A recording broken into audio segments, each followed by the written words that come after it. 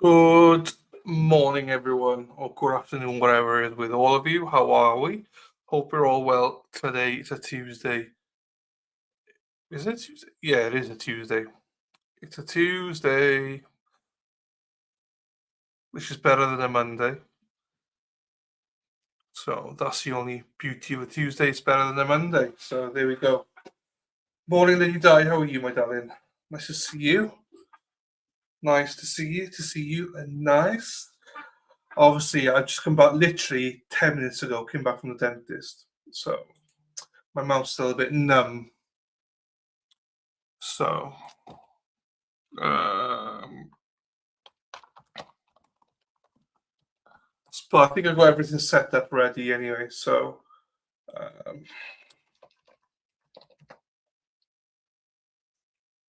okay, that's fine. Good morning, Rhonda. How are you, my darling? Nice to see you as well. Afternoon, Badaza. How are you, sir? Nice to see you, buddy.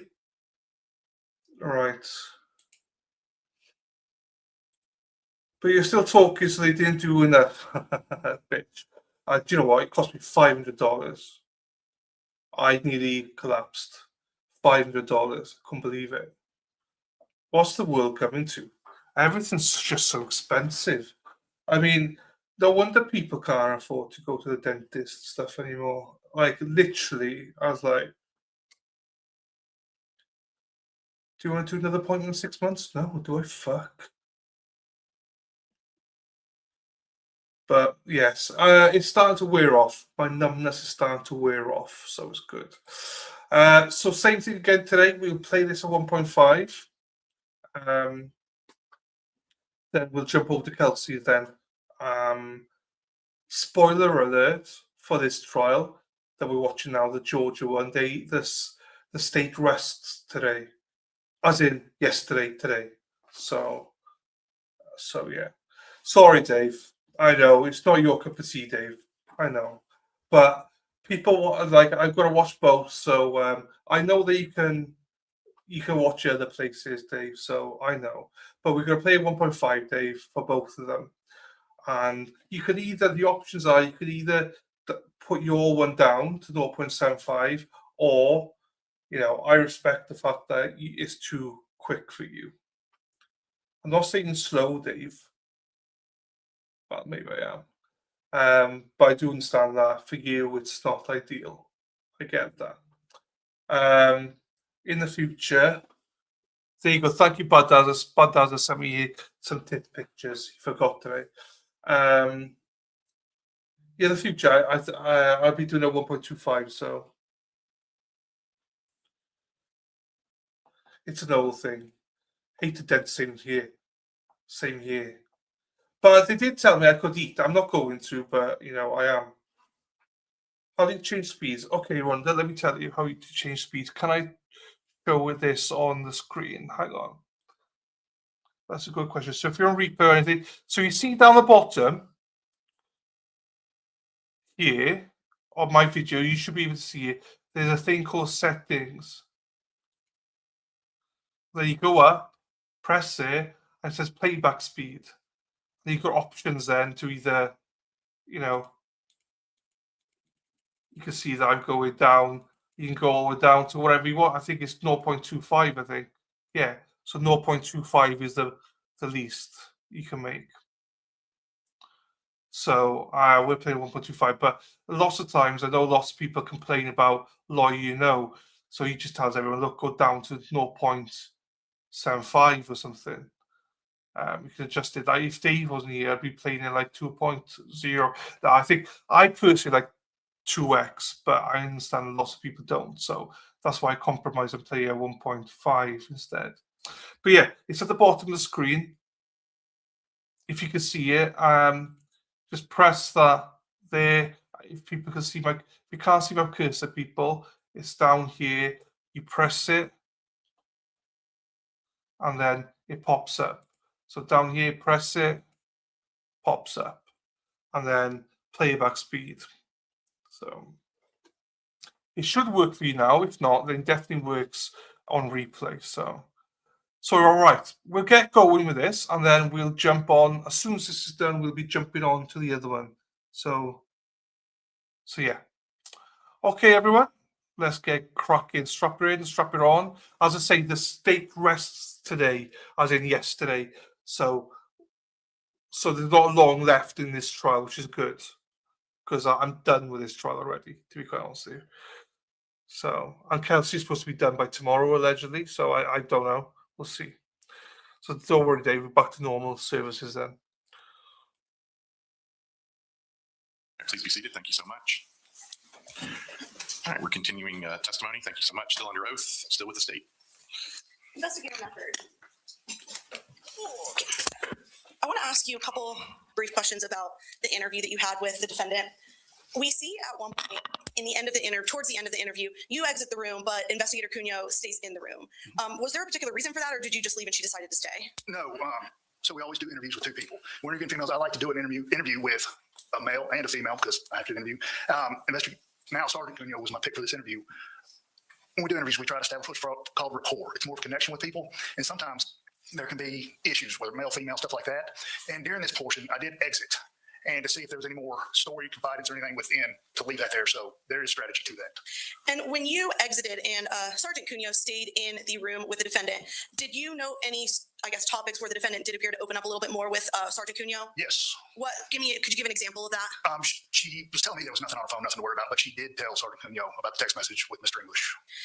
And is that something, the text messages with Mr. English, was that something that she had ever talked to you about, she being the defendant? No, she told me there was nothing on her phone. Besides the Mr. English text messages, did the defendant open up to Sergeant Cunha about anything else while you were out of the room? No, I do not believe so. We saw in there that you were taking photographs of her injuries, the defendant's injury, or like the bruising that you saw that you personally witnessed on her arm. Do you know the time that those photographs were taken? If you're referring to states 221 through 226, it was 6:30 a.m. And 6:30 a.m. on March 8th? That is correct. Okay. You talked about last week your experience in law enforcement, that you worked in Forsyth County, you worked in Jackson County, and then Hall County. Throughout your experience in law enforcement, has there ever been an occasion where you've had to go up and knock on someone's front door to try and speak with them? Yes. Have you ever experienced a situation where that individual did not want to come out of the house? Yes. Have you ever experienced a situation where you had to end up kind of interacting or speaking with someone that was on the other side of a door? Erin Hatchery Did you have any drives a trouble, or bus, were you yellow bus, yellow bus. Erin Hatchery drives a bus all day long. able to kind of determine where that individual was standing based off of being able to hear them speak to you through the door? Yes. You did have trouble? No, I apologize. No, I could understand and figure out. I was able to get a feel for where they were to position myself better. And if you had suspicion to believe that some individual on the other side of a door was holding a firearm, is there a particular way that you would position yourself at the door to protect yourself? Yeah, so along with being a firearm instructor while I was on patrol, I was also, still and currently a certified field training officer. And we do train new recruits to always take more defensive positions. It's all about protection. We want everybody to go home at the end of the day. So you never want to stand solely in front of the door. You want to try to find some cover, what we saw, something with stop bullets that were flying. So you want to stand adjacent to the door off the side, preferably on the opposite side that the door opens. So when it opens, you can get a better visual into the room. And so when you say like standing off to the side, could you maybe just stand up and pretend like the entranceway to the witness box is a door? Like, how would you be standing if that were a door? If this was a door, we're going to pretend that the door opens this way, either way, this way. I wouldn't want to be on this side. Let's say this wall's not here, and you can further. I wouldn't want to be on here because when the door opens, I'm only looking at solid door. So the way we teach the new recruits is stand on the opposite side. Hopefully there's bricks, there's wood, and there's studs. There's something that could slow down a bullet, stop a bullet if it were to come through. So you give yourself that much protection. If there's a window there, like a lot of your modern constructions have, you'll stand further off from that window. You still be able to use that window. But that way, when the door opens, as it opens, you have visual into the room. Have there been circumstances where you, in order to protect yourself from a potential firearm on the other side of the door, would you stand like with your body turned to the side, or would you stand with your body facing forward, or something different? Well, you would blade your body, yes. What does that mean, to blade your body? I apologize. Yes, you would kind of cant your body to the side. The idea is to make the target as small as possible. And you also mentioned that you were a firearms instructor last week, Yes. certified firearms instructor. Yes. So could you just explain, if someone is like not super experienced with firearms, they're just learning the fundamentals of handling a firearm, what's involved with that? What's involved with someone who's just learning the fundamentals of controlling and handling a firearm? So here at the county, what we do a lock orientation program for jailers that want to go to the academy, and they're taught to shoot at that time. And during that time, it's fundamentals. You're taught sight alignment, sight picture, breath control, trigger control, stance, grip, those things. And while you're honing in on these skills, you usually only fire one shot at a time. We wait till you get a little more advanced, a little more comfortable with basic skills before you start adding follow-up shots. So yes, it's usually one shot, and then focus on the fundamental, focus on the follow through, release the trigger, you feel the reset, stuff like that. So, for example, someone who is basically at the fundamentals level of shooting a firearm and they go to a gun range, would they be trained to shoot one at a time at the target that they're shooting, or would they at some point be shooting multiple quick fires in succession? So typically at gun ranges, you can't shoot rapid fire anyway at your public gun range. But usually when it comes to, or typically when it comes to new shooter, the novice shooter, you still focus on fundamentals. It's one shot at a time. I want to bring your attention back to the search warrant you did of the defendant's phone. Last week, we talked about some text messages that you'd had a chance to review between the defendant and the victim. And I think I'd asked you, this might have been where we ended, if you'd also had the chance to review some Cellbrite reports that were from the defendant's phone. Were you able to do that? Yes. So then, again, I'm going to show you, just for the record, this is 199 D, O, R, N, and H. Which of these have been admitted already? None of them. None of them. Mhm. Okay, there's your notes. Gotcha.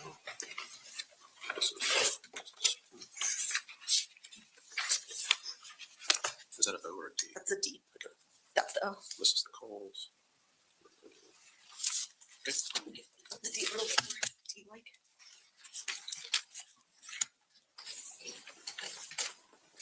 If you could just take a look at, I know the letters are all out of order. I'll give we got D, 199D, 199H, 199O, 199R, and 199N. And while the witness is doing that, maybe quick. Thank you.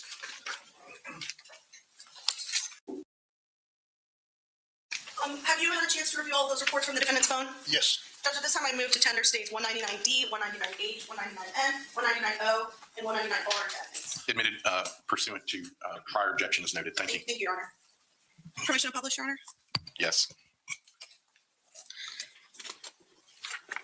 I want to start with 199D.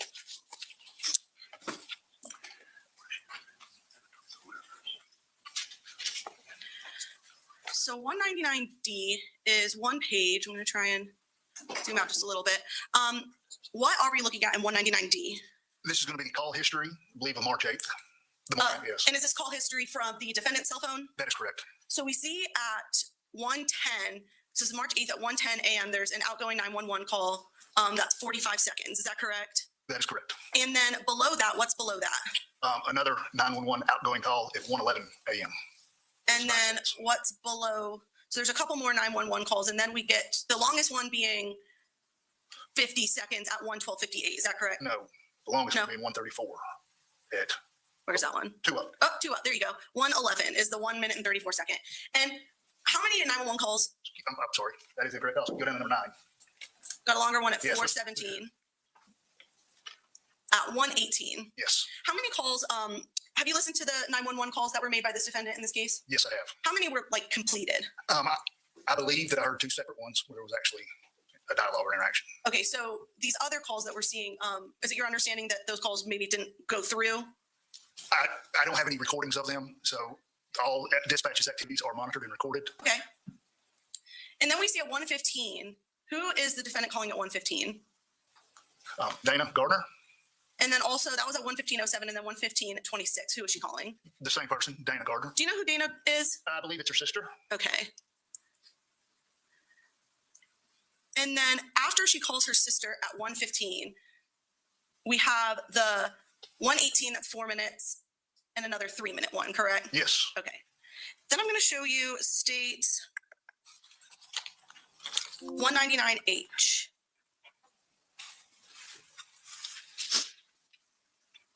So states 199H, if we look, it's one page. I'm going to point your attention to this position 4 on this report. What is position 4? It's going to be an outgoing text message. And who is it going to? I believe, correction, outgoing, it's going to be not a text message. It's going to be a social media message. Okay. Yes. And who is that message going to? The Emily Istrate. I Street I-Street. is how I'm going to say it. Who is Emily I Street? I'm not sure. Do you know the name of Lilia's daughter? Oh, I knew Lilia Bocan. I was not familiar with the daughter's last name, yes. Did you know that Lilia had a daughter? Yes, I didn't know she had a daughter. And it says this is on Facebook Messenger, is that right? That is correct. Could you read the message that the defendant sent to Emily I Street? David Barron, why is he paying for your apartment? A scam set up by Lilia Bocan, your mother. All will stop. And what was the date that that Facebook message was sent? February 2nd, or I'm sorry, February 12th, 2025 at 1:39 a.m. 1:39 in the morning. That is correct. And I'm going to show you 199N. It's also one page. Zoom out so we can see it. So what is 199N? It's going to be more Facebook Messenger history off the device. And who is this Facebook message sent to? Lilia Bocan. And if you could read the message that the defendant sent to Lilia Bocan on Facebook. David Barron, did you scam him? That will all stop. We're getting married. And what was the date and time of this message? Delivered February 12th, 2025 at 1:40 a.m. 1:40 a.m. Yes. I'm going to show you 199O. 199O is a little bit longer than one page. I'm going to try and zoom out. What is 199O a report of? It's going to be the way it's broke up. The way the phone's categorized and celebrate, you can narrow down the things you want to search. This is going to be the notes section of an iPhone. So like in your little notes app where you can type notes, that's what this is a report of? Yes. So this first one, I'm not going to have you read all of them, but I kind of just want to go over some of them. So like, for example, this first one is on January 21st, 2025 at 1 a.m. If you could, if you don't mind just reading this first note at the top. Okay. I was very hurt when I found out you were not truthful with me. I don't understand why you could not come around or come to me and be honest. I know it's hard sometimes to trust someone, but I want to be your safe place. I do not want to judge you. However, in a relationship, there has to be trust, boundaries for both of us. I love being with you. You're like my best friend, my lover. You're my heart. Never forget that you are my heart and my love. Please let me know when you're ready today to be honest with me, and we can begin to heal our relationship. I believe we were worth working on. And what does this column right here indicate? It was deleted. And are these, all of these notes, are these all from the defendant's phone? Yes, this report is, yes. Okay. So below that, it looks like another note. Does this look like the same thing as what you just read previously? So if you scroll up, I'll explain this to you what you're looking at. See, right on the timestamp, Here. you look down, you'll see the date and time, you'll see creation time.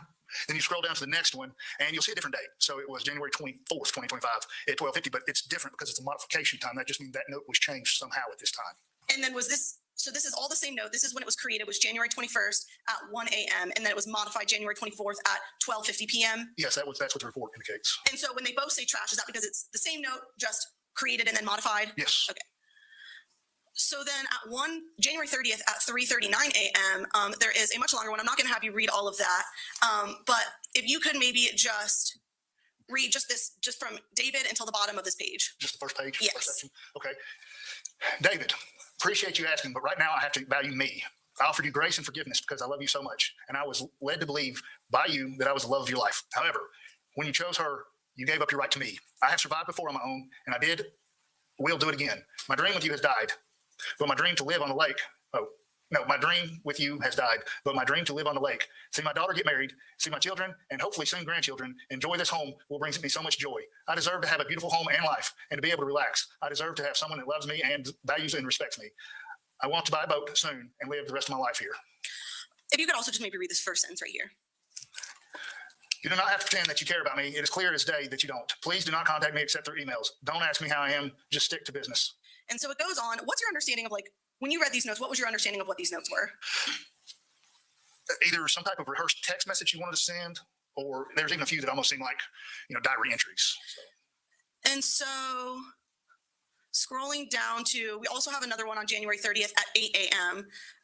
If you could just read just the first paragraph so we can see what this one's about. So do you want to go just amazing? Just to, yeah, amazing. Okay.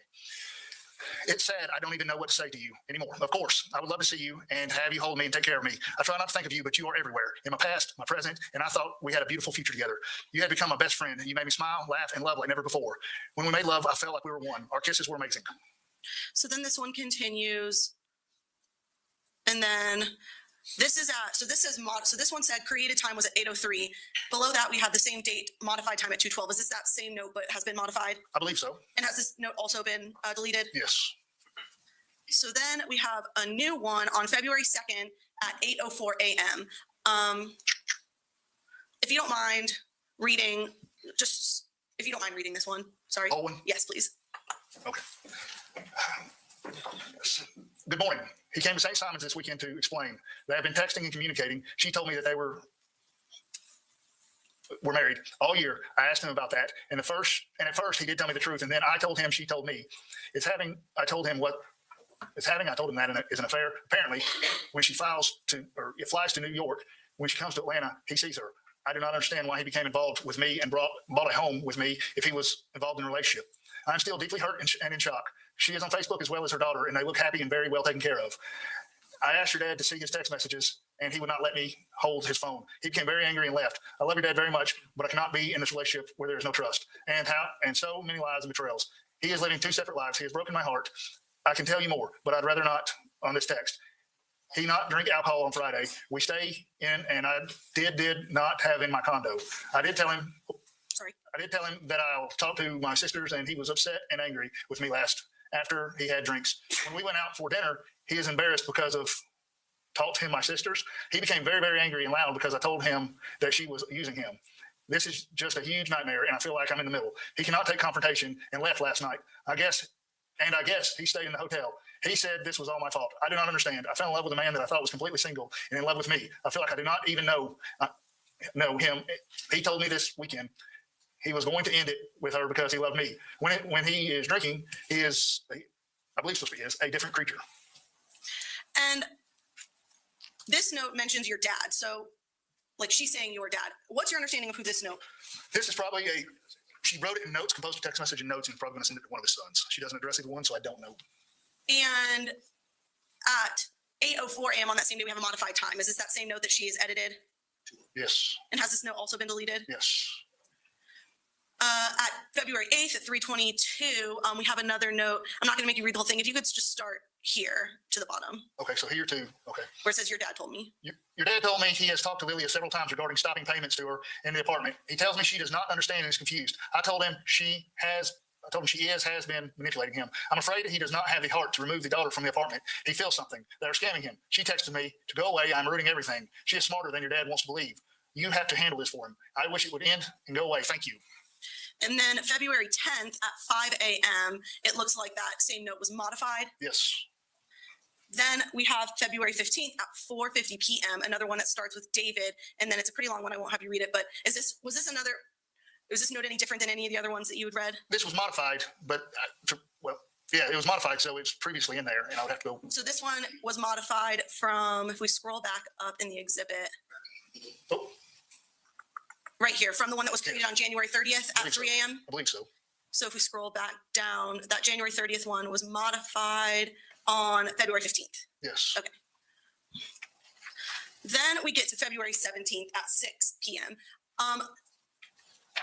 If you could just read the first paragraph up until here. Okay, just stop at 3. Yes. All right, can you go up Oh, I apologize. There we go.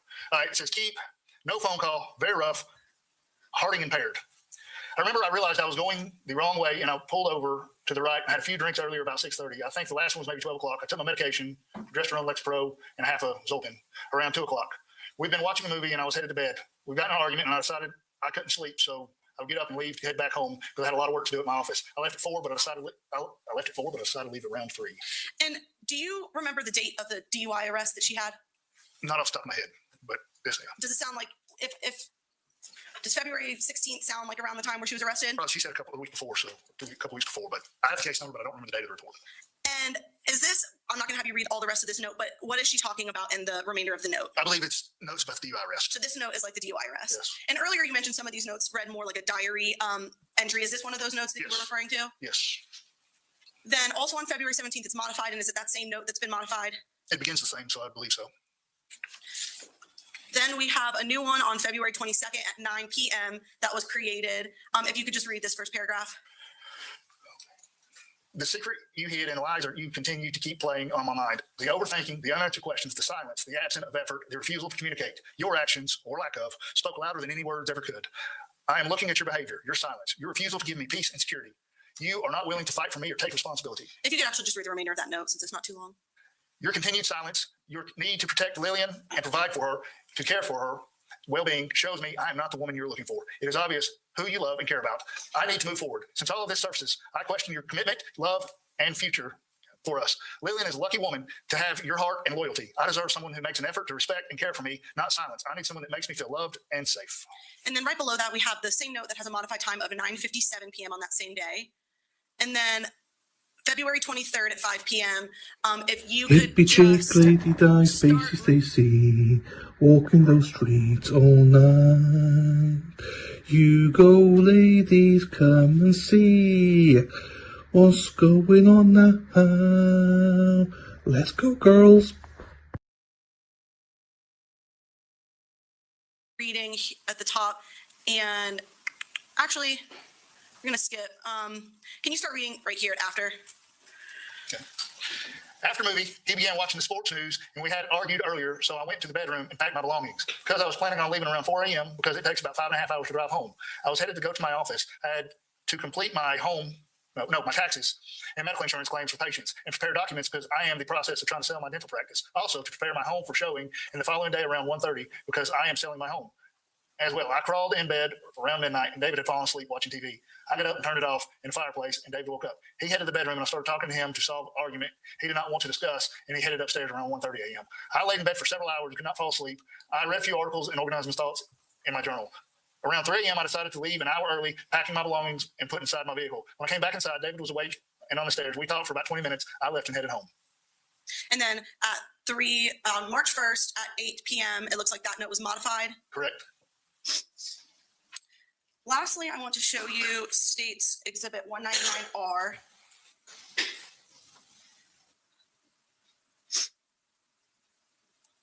What is State's 199R? This report of searched items on the phone, Like searched where? internet items. Like searched on the internet? Yes. What's the date of all these searches? March 7th, 10:19 p.m., March 7th, 10:19, 09, 10:19:47, March 7th again, 10:19:54, and same date, but 10:20 even. So all of these four searches were searched on March 7th at 10:19, all within a couple seconds of each other, and then 10:20, about 6 seconds after the one before it. Excuse me, yes. And what are the searches that the defendant was searching in her web browser? It's titled the Sheriff's Office, County Jail in Hall County, so I believe in layman's terms, she's searching the Hall County Jail. And she's searching the Hall County Jail 4 times. Are any of these searches deleted? The one on Safari, And so this is March 7th at 10 p.m. What's your understanding of when 911 was called? March 8th, approximately started around 1:11, I believe. So about 3 hours prior to the 911 call, these 4 searches were done in the defendant's phone? Yes. Thank you, Investigator Mefford. I don't have any other questions.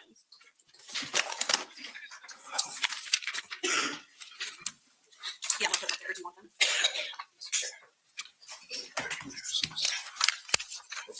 This is all of that. Here you go.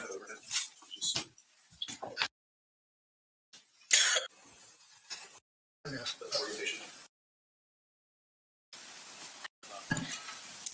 Been, I think it was 1:10 a.m. actually, the first one, right? Somewhere around there. On March the 8th. And what we've got here is things saying search items, right? That is titled, that type, yes. Yep. One of them is a Safari search. Yes. Safari is a way to search things on the phone. It's a web browser, right? Yes. iPhone is what she has. Yes. Okay. We've got a Safari search, 10:19 p.m., according to this record, right? Yes. Now, these all say knowledge. Do you know what that means when we see source knowledge C? I've had the conversation with Lieutenant London, but not off the top of my head. Okay. Okay. Well, and I want to make sure we got this right, because I think you said she searched for it 4 times. What? It's in there 4 times. It's on the report 4 times. Yes. You're not telling these folks that you're a computer forensic expert. Nope. Okay. This is a report that was done through Cellbrite. We know Safari was a search, and you're not certain what knowledge means. No. Okay. Now, this thing says deleted, yes, and it's got a red on it, right? Mm-hmm. And are you saying that means that she deleted that out of her search history? I would believe so. That's, yes. Why are you saying that? Just because the red yes is there? Typically, I mean, I would have to run a trash report to confirm, or the deleted files, but But you're not a forensic expert. You haven't done any of that work. You're just, it says yes in red, and that's why you're saying deleted. yes. All right, let's talk about these notes. Okay, I think that's 199O. Am I right about that? Is the notes O? Yeah. Yep. Let's talk about 199O. First of all, just to restate it, when you have an iPhone or any kind of phone, you can open it up and there's something called a Notes app. Yes. You can take notes in your phone. Everybody knows this, but you can take notes in your phone. You can load them in there. You can save them. You can delete them. You can amend them. All that stuff. Right. Yes. And it can act as a journal. Could be just be a note. Right. Yes. Okay. Great. Let's talk about the entry from 2 2/25.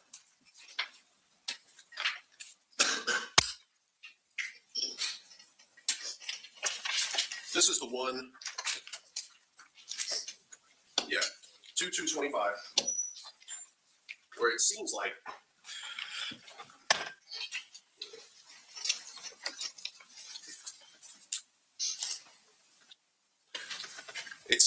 we think maybe this is a note to one of the sons. He's working on it. Maybe a text she's going to send later or something.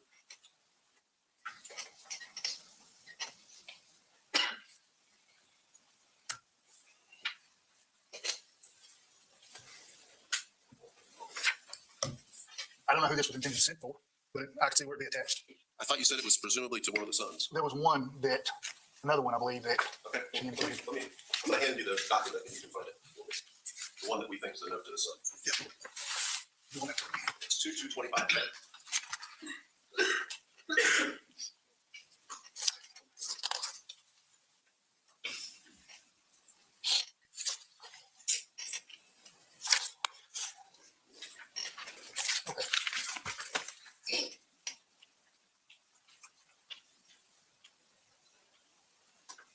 Okay, yes, I apologize. I did not see that. I love your dad. That's what indicated that. Okay, so that was the one? Yeah, I believe so. I just didn't see that. I love your dad part that indicated that. Okay.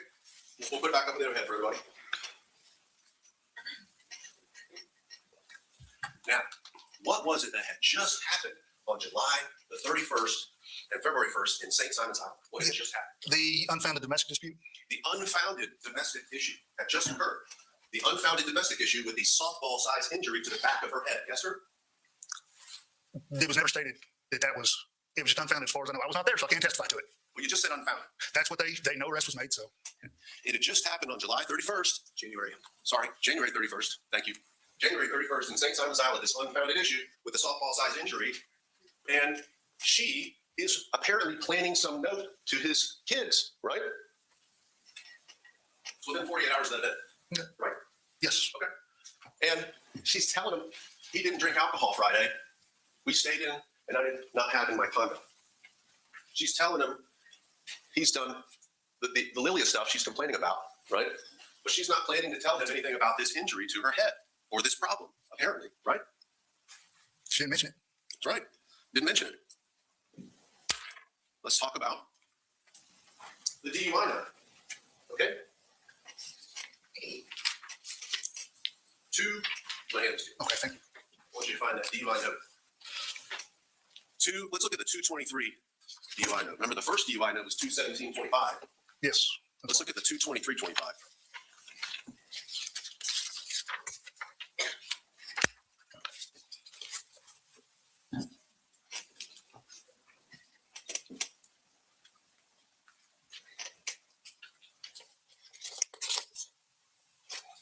Okay, I'm on that note. Okay, you got it? Maverick?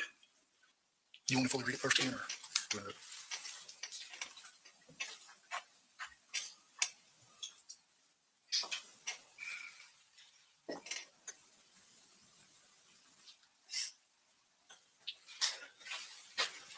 Starting with this paragraph here.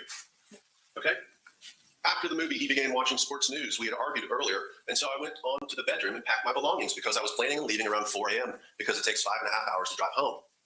I was headed home to go to my office. I had to complete my taxes, medical insurance, claims for patients, and prepare documents because I'm in the process of selling my dental practice. Also, to prepare my home for a showing the following day at 1:30 because I'm selling my home as well. I crawled in bed around midnight, and David had fallen asleep watching TV. I got up and turned off the TV and fireplace and woke David up. He headed to the bedroom, and I started talking to him to solve argument. And he did not want to discuss. And he headed upstairs at 1:30 a.m. Upstairs at 1:30 a.m. I laid in bed for several hours. I could not fall asleep. I read a few articles, organized my thoughts in my journal. Around 3 a.m., I decided to leave an hour early. I packed my belongings and put it inside my vehicle. When I came back inside, David was awake and on the stairs. And we talked for about 20 minutes. And I left for home to head home. Right? That's what it says. Yes. And this is taken as a note. Who is this for? There's nobody addressed. There's no one addressed. She's taking this note. Why is she working on this version? I don't know. Why does she want to remember this version in this particular way that it's so important that she takes a note and saves it in her phone? Okay, don't know. I just know what was on the device. Yes. Doesn't it seem strange that a person would have to take notes about what happened in the real world in order to remember them? Doesn't that seem a little strange to you? Is that a question? Yes, sir. People do all sorts of things with their phone, but I can't comment on that. I can't say it is. Okay. We'll talk about this a little bit later, okay? I want to talk to you now.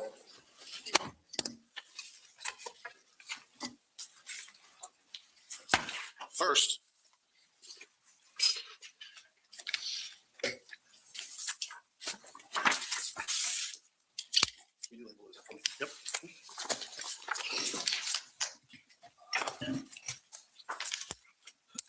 First, I want to talk to you when we're getting some pictures together about the body camera from Richard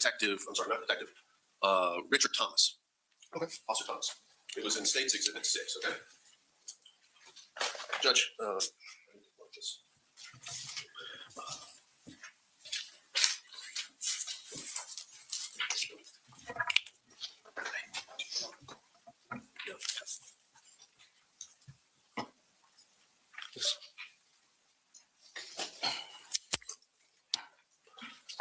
Is there a button you have to hit? Do you have to do anything? Would you hit it? I'm sorry. There is, and I did. Okay. It might be doing that thing again, so I may have to close out of everything because we are up. This is State's Exhibit 6. Okay.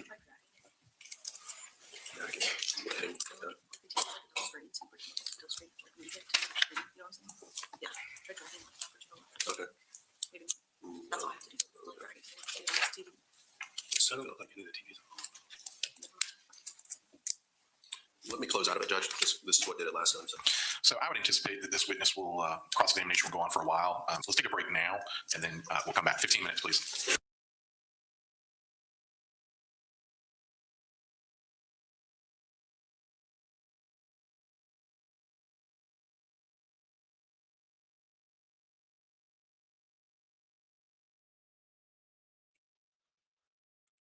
So you will learn in life, for a happy life, you just got to do some stuff sometimes. You know, people say, why do you bend over for them? Well, I know what's good for me.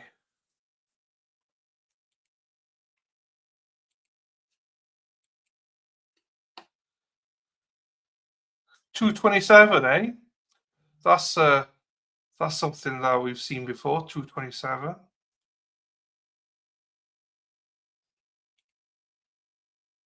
Correct? Correct. And then you visited the house on the 29th to retrieve your guns, right? Yes. And it's fair to say that 9 firearms. Does he think he's Runkle? Honey, you think I have 9 guns? I think I've got more guns in. That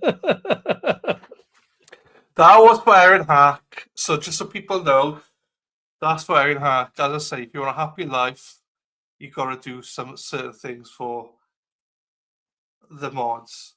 Right. There you go. Now I got a happy Aaron Hack on our hands, so it's good. Right.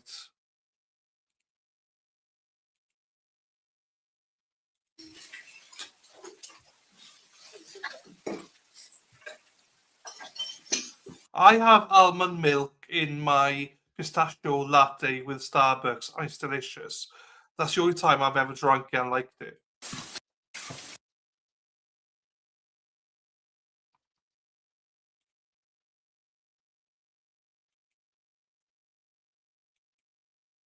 I think you testified on direct examination that you watched, I think you said you watched Mr. Deputy Thomas's video many, many times. Yes, I've seen it. That State's Exhibit 6, Judge, has been previously tendered and admitted. I want to direct your attention to the part where the EMS folks have shown up and they're dealing with Miss Mericle and checking her vitals, okay? And Chris, if you could start it at 44:46 on the video. 44:45. Sorry, 44:45. I know you guys taken essentially rights from her, or like you're taking over. She has a strong need to get checked out. So more pressure's up. She's stress. Just mental health evaluation on stuff. We're gonna recommend you.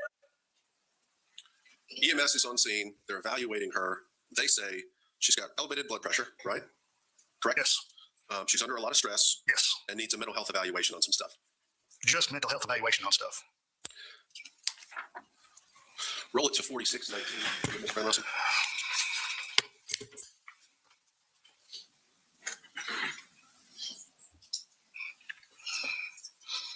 That's 4605. That's 4645. There you go. That's good enough. 4615, Judge. It's helping to be the love. I'm out here with you. I can answer that question for you. How did this happen? I was so scared. He might turn into somebody I didn't know. First thing she's asking is he okay? They don't give a response. Then she says, how did this happen? I was so scared. Right? Correct. Under this single context line, yes, that is what it said, which contradicts. We'll get into that.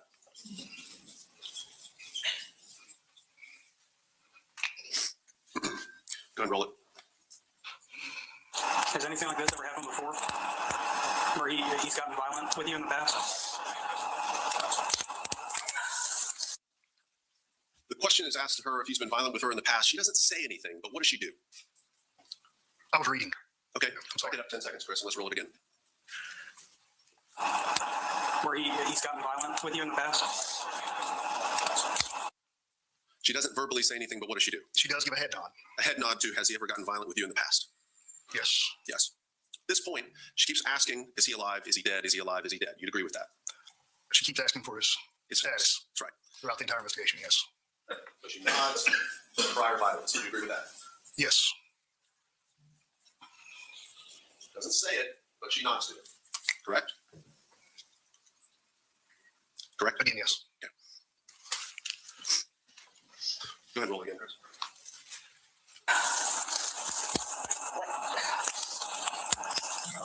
How this happened? What are y'all saying? What are y'all saying? No, don't. Don't worry about it. Please tell me he's alive. We don't have out here with you. We're not going to tell his kids. But I've got to call his kids and tell them he's at the hospital. She asks if she can contact his children. That's obviously Colt and Evan. Correct? Correct. Let's roll down, Chris, to 4842. Same page. Yes, sir. That's good enough. 4839. Go ahead. 4839, Judge. 4117, I'll get to What do I do?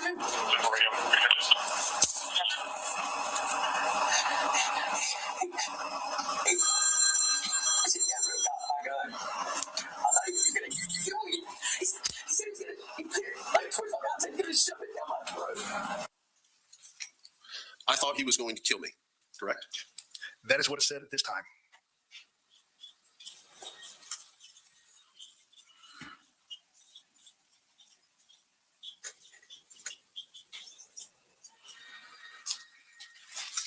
The next thing is, he said he was going to, he put it like toward my mouth and said he was going to shove it down my throat. Correct? Yes. Chris, 5044. 5044.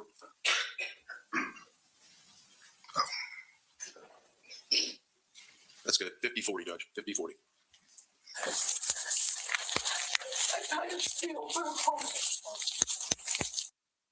I tried to feel for a pulse. Correct? Yes.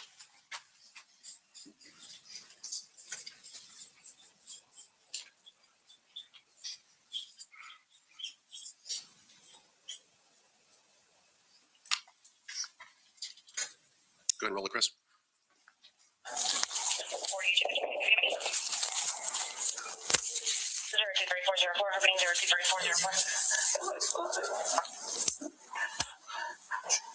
Why did I go get my gun?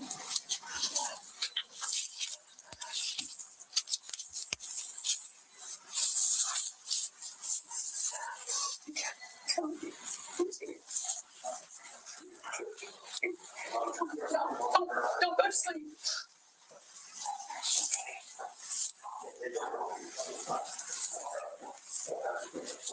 I should have just left. I told him I was going to leave, but I was scared because the last time I left, we got a fight, I got pulled over, and they were not. I have a hearing.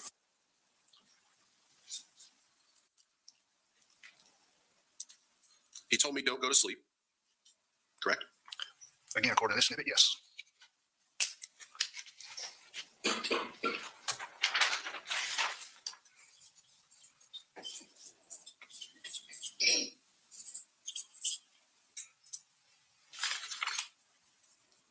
I told him I was going to leave. She says, I should have just left. I told him I was going to leave, but I was scared because last time I left, we got in a fight. I got pulled over, and then she sort of trails off. Correct? That's what it says here, and that's what I heard. But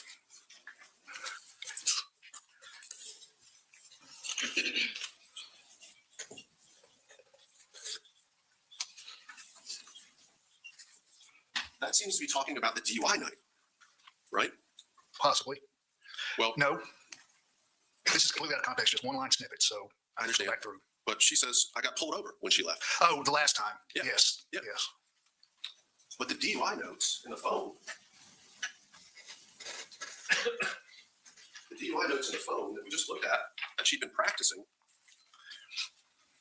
they say he heads upstairs 1:30. I couldn't fall asleep. I read a few articles, organized my thoughts in my journal. Around 3 a.m., I decided to leave an hour early. I packed my belongings and put inside my vehicle. When I came back inside, David was awake and on the stairs, and we talked for 20 minutes, and I left to head home. Right? I think you're merging two things. I think that is solely about the DUI night. I think this, she's trying to talk about this night, but ends with the reason I didn't leave was I got pulled over. Okay, so you don't think she's talking about the DUI night here? Not this entire sentence. No, I think she's trying to use that excuse that she did not leave. Okay. Okay. We'll keep working on that, okay? Let's go 53-55, Brett.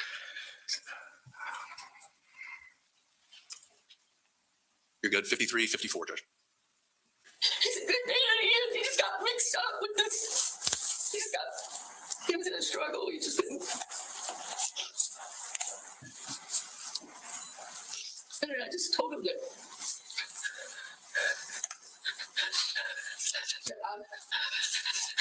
I was going to move forward. Yeah, deal with it. And he got so mad at me. We hear this thing, we hear a lot, that she says he's a good man. Right? Yes.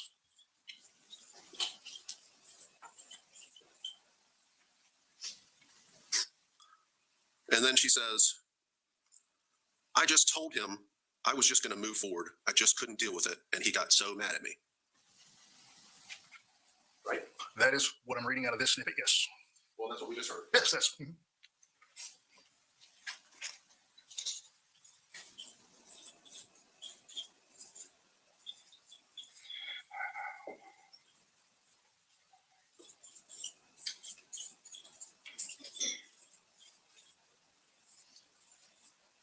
Put a little at symbol to save some space.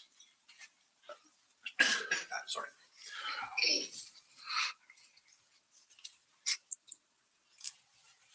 Go ahead and roll it, Chris.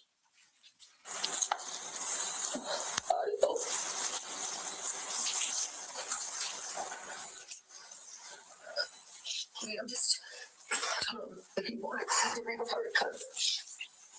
I told him I wasn't mad at him. I just didn't want to deal with it anymore. I just said if I started dating.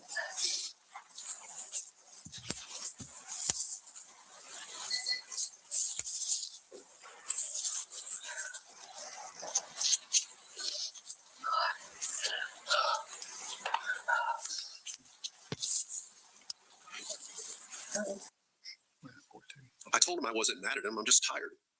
I didn't want to deal with it anymore. Right? That's what she said? Yes. And the next part is, he just said if I started dating, and then she trailed off. Correct? Mm-hmm. Go ahead and roll, Chris. We had a nice night.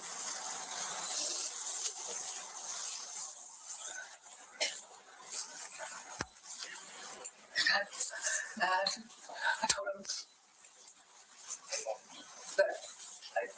didn't want this house anymore. That he told me he didn't want the house. And he said, do you want it? I said, let's just sell it. And I told him, I said, you can pay that woman in Romania money. And I just said, you can pay the rent for the next 6 months. And let's just not see each other, talk to each other. Let's just. He said, if I moved on, he would kill him. He told me to shove that gun down my throat. The last thing she says is, and he said if I moved on, he would kill me. And he told me he would shove that gun down my throat. Right? That's what he said at this time.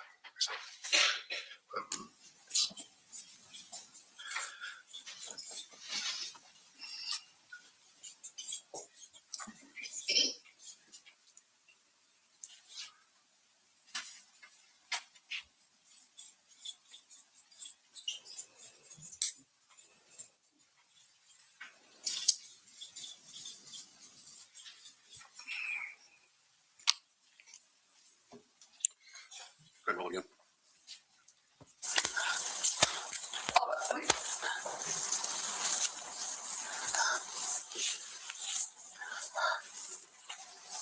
Happened with my good people. With my good people. Sometimes things just don't work out. Oh, David. Oh my God, he's such a good guy. He really is. We're hearing this statement again about what a good guy David Barron is, Yes. which would seem to be inconsistent with, if I move on, I'm going to kill you. I'll shove this gun down your throat. Don't go to sleep. Right? Yes. Like I was saying earlier, a lot of the inconsistencies in the interview. Right? Yes. These are the things a good guy does. These things. The alleged things? No, they're not. Go ahead and roll it again, Chris. Oh, I know. He's a good.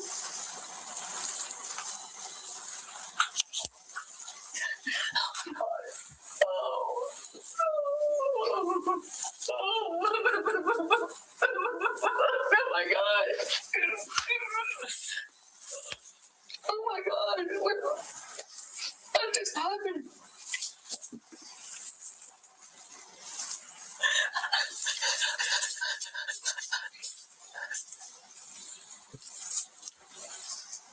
Oh, gosh, wait, things. I told him, let me sleep up here. You sleep here because this door doesn't lock and that door does. Let me sleep up there because this door is locked and that door does. Correct? Yes. And she means, of course, the downstairs master bedroom. Correct?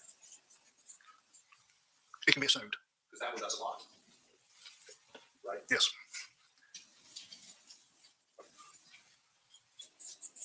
The bedroom that locks is upstairs. And she says, let me sleep up there because this door doesn't lock and that door does. Go ahead and roll, Chris. He told me not to close my eyes. I should have just got my car and left. I got that stupid device thing on it. Oh, God.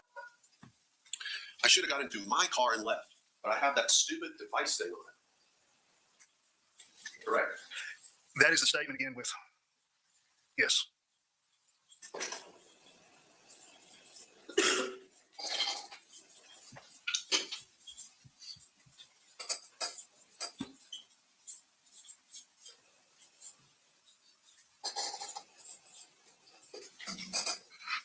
And you know from your investigation, what she's referring to is an ignition interlock device. Yes. The Porsche that she owns is fitted with an ignition interlock device related to the 215-216 arrest for the DUI. Yes. When a person has consumed any amount of alcohol and they get into a vehicle with an ignition interlock switch and they try to start it by blowing into it, it won't work. Correct? Yes. They're designed to not function if you've got alcohol in your breath. Yes. I know. And that's what's in her car. Yes, yes.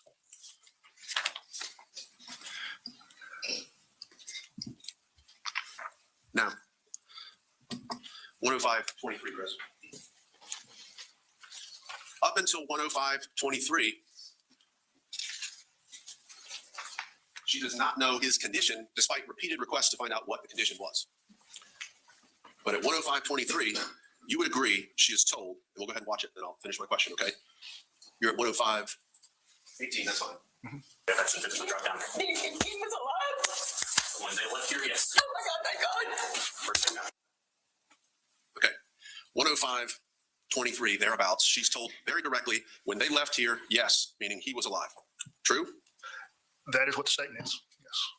And you're not aware of a later statement by anybody until the one that you made Yes. in the interview room hours later, at the very end of the interview, telling her, or close to the end, telling her he was deceased. Yes, because if you, like I said, the reason I did not tell her this the whole time is I knew the emotional aspect of the interview would be over, as which it was. You didn't tell her because you knew that the emotional aspect would end your ability to interview. Right? Yes, therefore the theatrics of it. Yes, the up and down, up and down.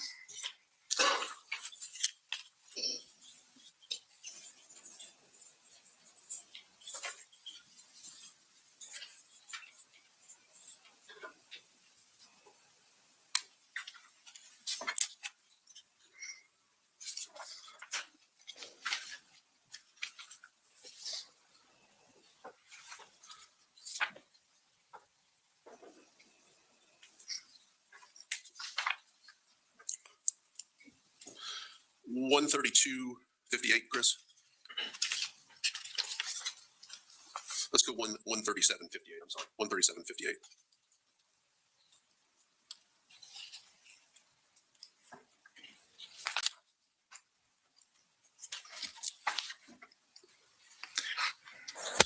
When he got mad at me, I should have just left, but I was scared because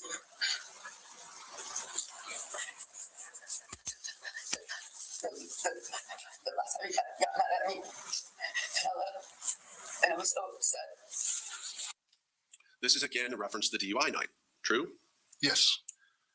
But it's not consistent with this note that we have in the phone. No, but there's no time relevance of when he was mad. Could have been to the DUI. Could have been. That's the way I read this. No, you just said this is in reference to the DUI. Earlier you said, I don't think she was talking about it, but you just said it was in reference to the DUI, what she's talking about here. The statement earlier, I was referencing, I think she was talking about that night, but earlier about the DUI. This statement here, he got mad at me. I should have left, but I was scared, which was referencing this night here, what I believe. Because the last time he got mad at me and I left, I was so upset. Yeah. That was this time. But keep in mind, the statements are so inconsistent here because there's. Okay. We'll just agree that her version, if she's talking about the DUI, is not consistent with the note. True? I cannot agree with that. You think it is consistent with the note? I think you're pulling two very different things and trying to make me agree to correlate on one thing.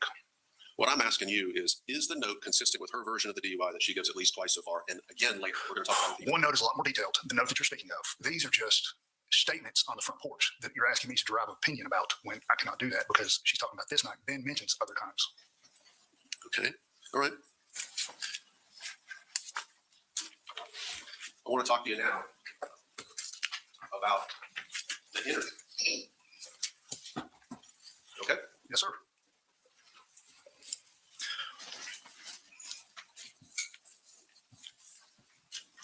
I think that is that's State's Exhibit. Is it 1 or 2? What is your interview?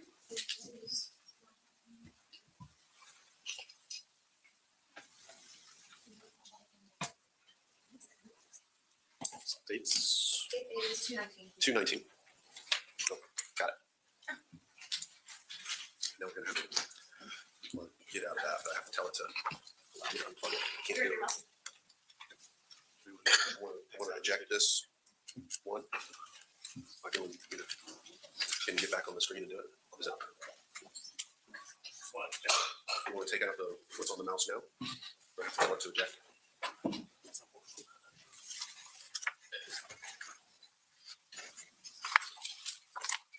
There you go.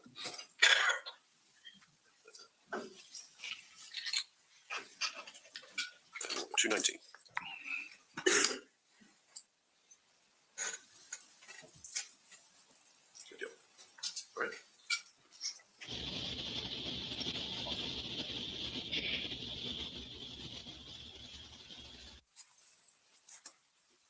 go to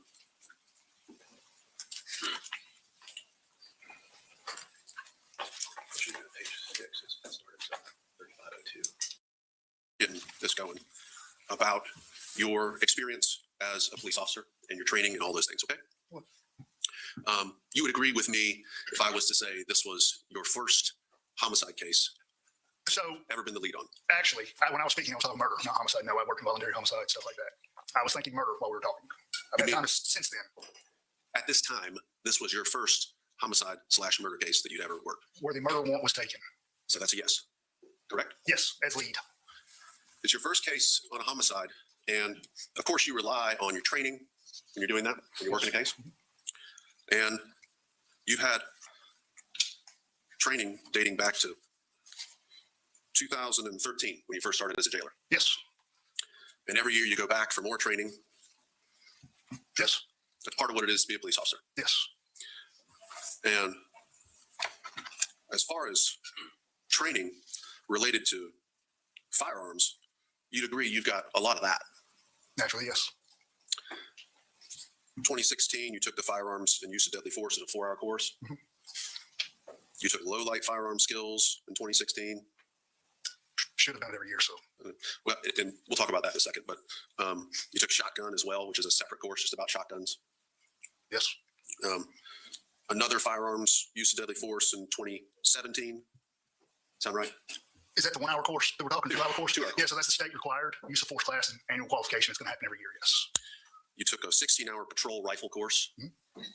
You took another patrol rifle course for 2 hours that same year. Sound right?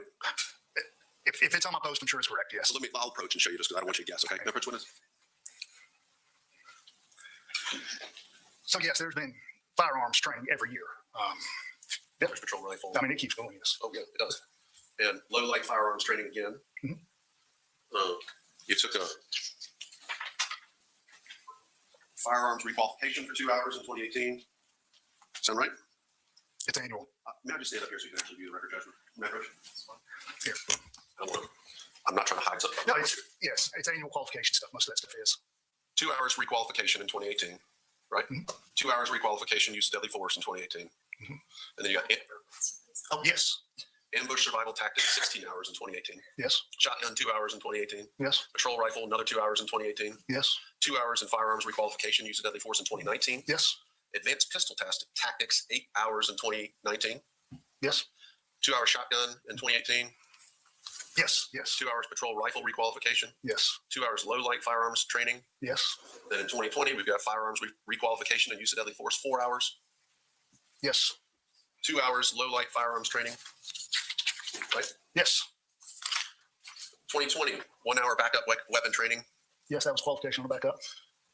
Still in 2021, I'm sorry. Firearms requalification, use of deadly force, 2 hours. Yes, annual. 1 hour firearms requalification, 2021. Yes, 1 other hour of patrol rifle qualification. 1 hour firearms training in 2021.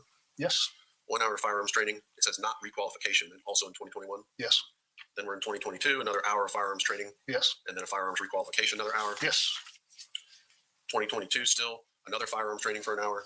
yes, Not a requalification, another firearms training, 2022 for an hour. yes, Another firearms training in 2022, yes, not a requalification. Then another hour in firearms training in 2022. Then 8 hours in tactical firearm skills in 2022. yes. Looks like you took SWAT training twice, which was 8 hours apiece for 16 hours. Those aren't just firearms, they're tactics also, but yes. Okay. Low light firearms training again, 1 hour, and another low light firearms training 1 hour in 2022. Then we're into 2023, another firearms training, not requalification, 2023. Yeah, I just want to, it's my post draft out. Here's one thing while you're going through this. What else you got? No, that's fine. You're good. It's 2:30. Yes. Still in 2023. Firearms requalification, 1 hour. Correct? Yes. Then another forearm firearm training, 2023. Yes. Then an hour on use of deadly force. Yes. 16 hours on SWAT training, Yes. 2023. Another firearms training in 2023 for an hour. Then another hour in firearms training in 2023. Yes. Then another hour in firearms requalification. Yes. Then you took combat shooting skills for an hour. Yes. Then backup weapons qualification for an Yes. hour. Then firearms requalification for an hour. Then another low light firearms training for an hour. Yes. And then subdued lighting firearms requalification for an hour. Yes. Then we're at patrol rifle qualification for an hour. Yes. Backup weapon qualification for an hour. Yes. And another 8 hours on use of deadly force. Yes. Now we're into 2024. You got 1 hour on firearms requalification, Yes. 1 hour on combat shooting skills, Yes. another hour on low light firearms training, Yes. another hour on subdued lighting firearms requalification, Yes. another hour on patrol rifle qualification, Annual qualification. Yes. and then another hour on shotgun qualification, Direct. Yes. and then 12 hours on use of deadly force, Okay. Yeah, that's not technically firearms, but Okay. yes. and then an 82-hour firearms instructor course Yes. at UNG. Yes. Now we're into 2025. Firearms requalification 1 hour, Mhm. subdued lighting firearms requalification for 1 hour, Yes. low light firearms training for an hour, Yes. another 4 hours low light firearms training, Mhm. 1 hour backup weapon qualification, Yes. 8 hours on tactical shotgun. Correct? Yes. I was thinking about the course. Yes. I believe that was it. I don't know how many hours that is, but it's a lot. There's, in perspective though, there's a lot that was skipped over in that as far as other training diversities.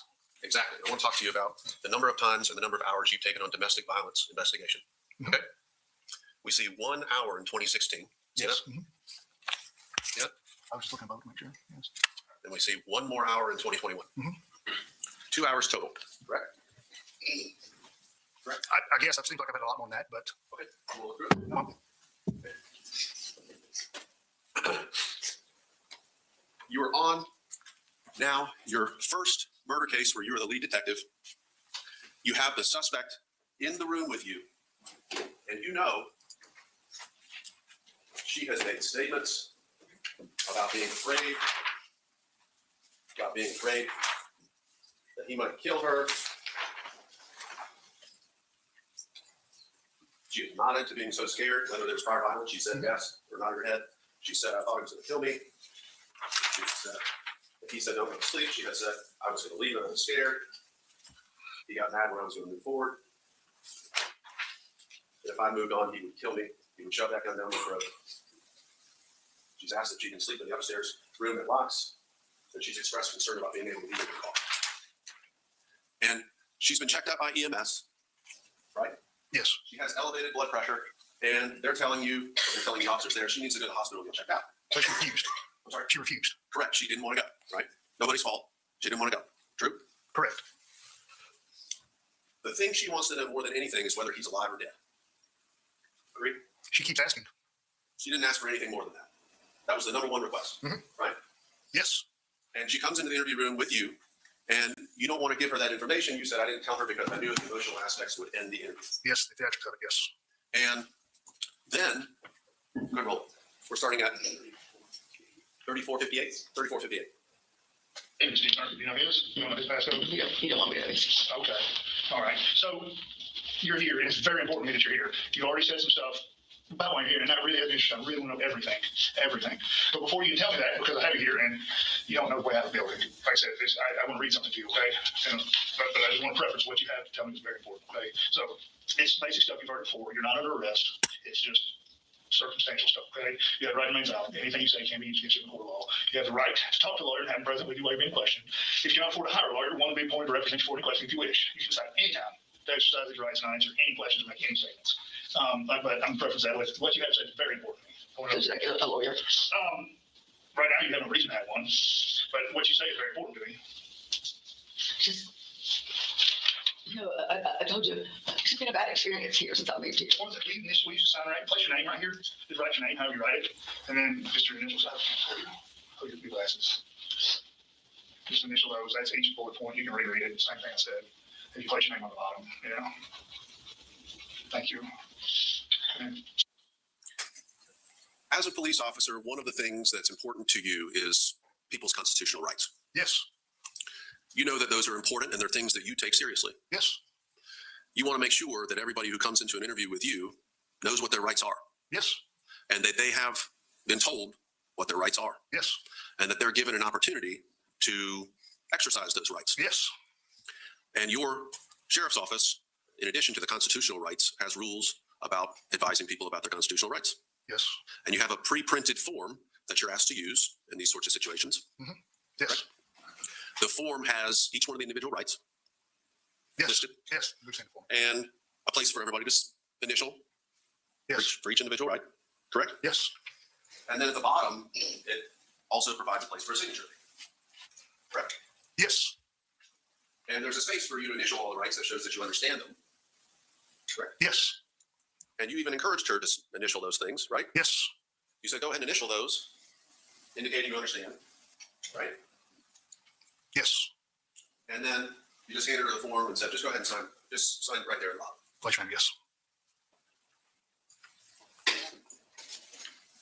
You know that there are things during an interview like this that a lawyer could be of assistance to a suspect with. Yes. Mhm.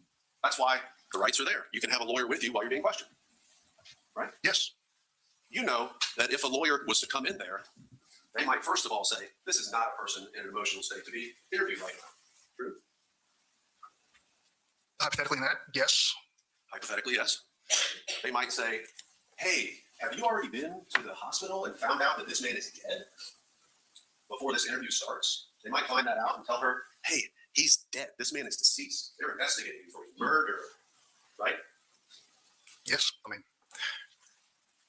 But you didn't want her to have that information because you knew the emotional aspects of it would end the interview, right?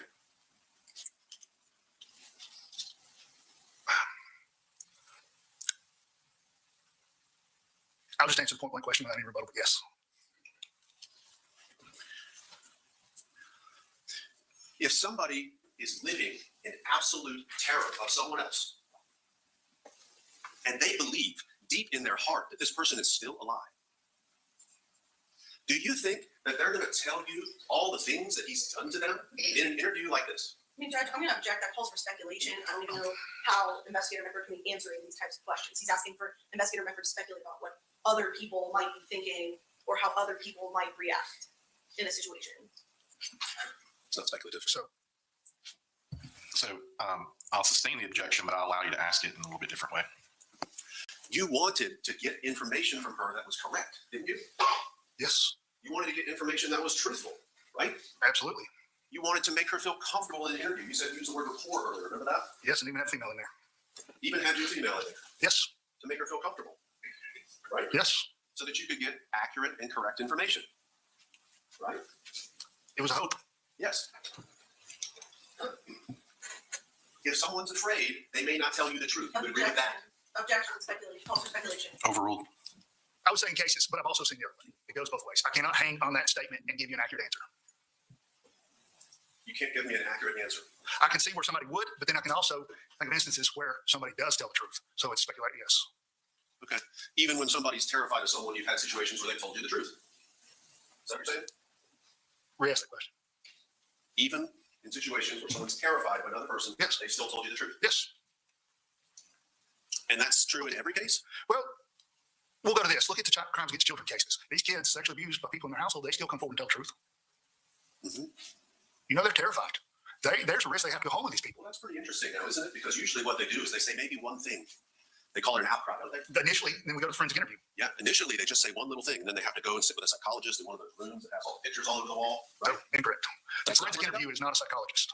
She can be trained in psychology, but they're just, Okay. I mean, I'm just telling you from the Evans Health Center, and it's not a room with pictures. It's, Don't they tell you that disclosure from a child is a process, meaning you only get a little bit at the beginning, and then over time it gets more and more and more? yes. Right. You might get a little at the beginning, Mhm. even though they're in a room safe, but over time they tell more and more and more and more, right? Yes. Why did you think she wanted to know so badly that he was alive or dead? Truthfully, Yes, sir. because she had altered the scene. She was trying to get with a story to stick with, and she could not make up her mind of what she was going to say. She had altered the scene. She was trying to come up with a story to stick with. And whether he's alive or dead changes how she's going to tell the story. Believe if it's her word against somebody else's, yes. It might change what she tells you about what he had done to her. Would you agree? Hypothetically. Hypothetically, for sure. Well, let's just start. Let's just go right into the interview and talk about the very first thing that she starts telling you about. The very first thing is the This guy is a very poor investigator. Oh my, this guy's not good. DUI arrest, right? Mhm. Good roll. Well,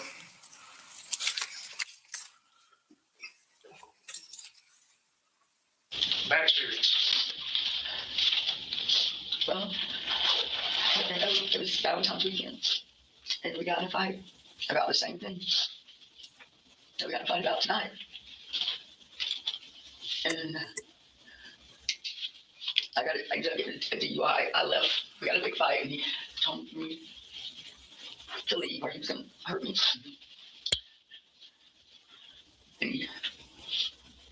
to talk to him and tell him I didn't want to go and just let it be. And he sat on the steps and told me to go.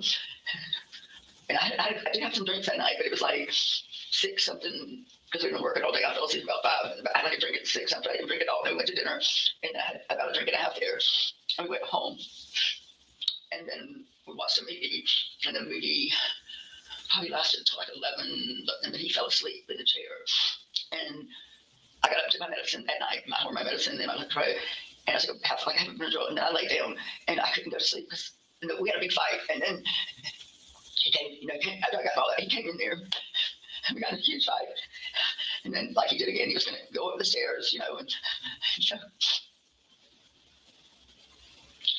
I went upstairs. I lay there for about 3 hours. I couldn't go to sleep, so I thought I was going to go on St. Simon's because I usually get up I usually leave between 3 and 4 anyway. So I got up, got dressed, got all my stuff, put it in my car, and then I went upstairs and he had the door locked. I knocked on the door, and I said I was leaving, and then I got the rest of my stuff and put in the car. So I walked back in, and I was going to tell him goodbye, and he was sitting on the steps, on the second flight of steps, and he said, "Good." This sounds incredibly close to the DUI note that's in the phone. Wouldn't you agree? Mexican? Yeah. I'll tell you what, I'll read it to you. You tell me, okay?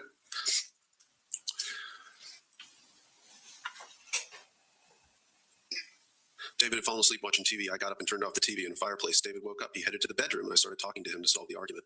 He did not wish to discuss, and he headed upstairs around 1:30 a.m. I lied in bed for several hours. I could not fall asleep. I read a few articles and organized my thoughts in my journal. Around 3 a.m., I decided to leave an hour early. I packed my belongings and put them inside of my car, my vehicle. When I came back inside, David was awake and on the stairs, and we talked for 20 minutes, and I left to head home. Pretty close. Like practiced, yes. Pretty darn close. The rehearsed note in the phone sounds almost identical to what she tells you in this interview. What do you make of that? You're the one that said rehearsed. She said it quote for quote back to me, I guess. Okay. Let's go to 4247, Chris.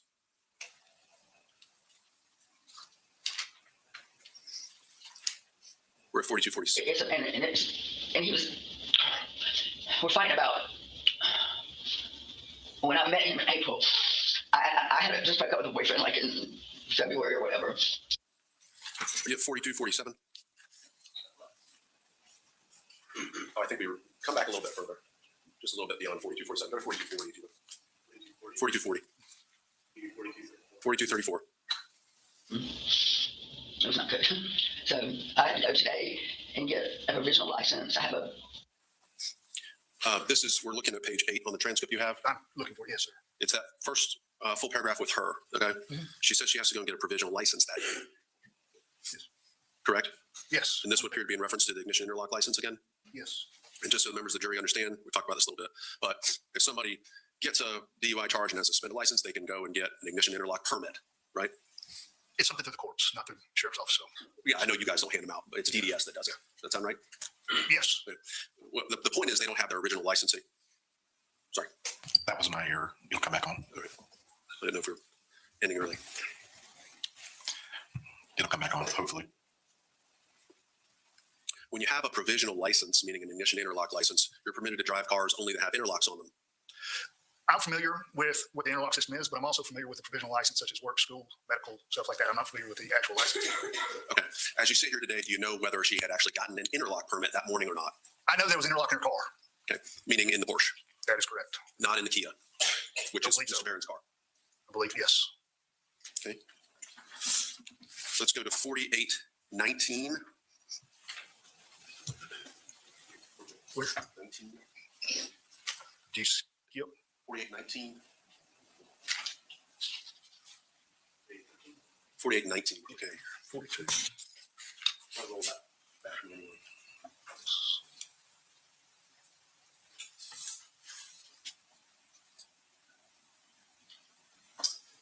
I'm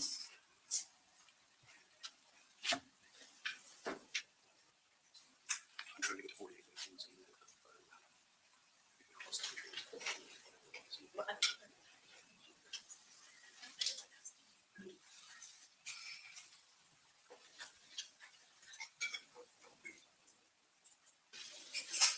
You're 4823. You can see that here. Let me tell you. From here. You can try from there. We'll see how we do. 48-23. This is definitely not in violation here. Yeah, and then positive.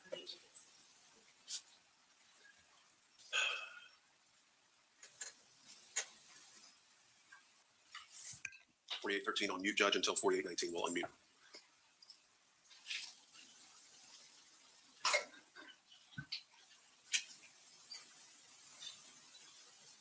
He carried me right across here. And then he took that gun. I put it right, he said, I'll shove this down your throat.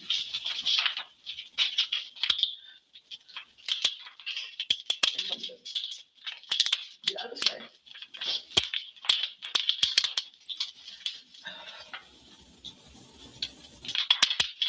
He told me, don't go to sleep. So I said, I'm leaving. But I was scared to leave because I had a couple drinks, you know, been intoxicated, but I had a drink and then I was back in my drink and then I was still drinking a drink when all this happened. So I went and got my gun, and I don't know why I got my gun. I was going up the stairs.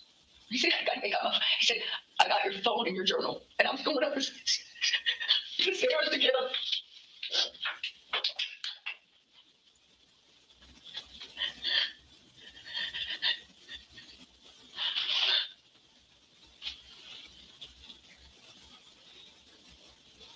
Is he okay? I will learn that here in a minute. All the sounds are stupid. It's okay.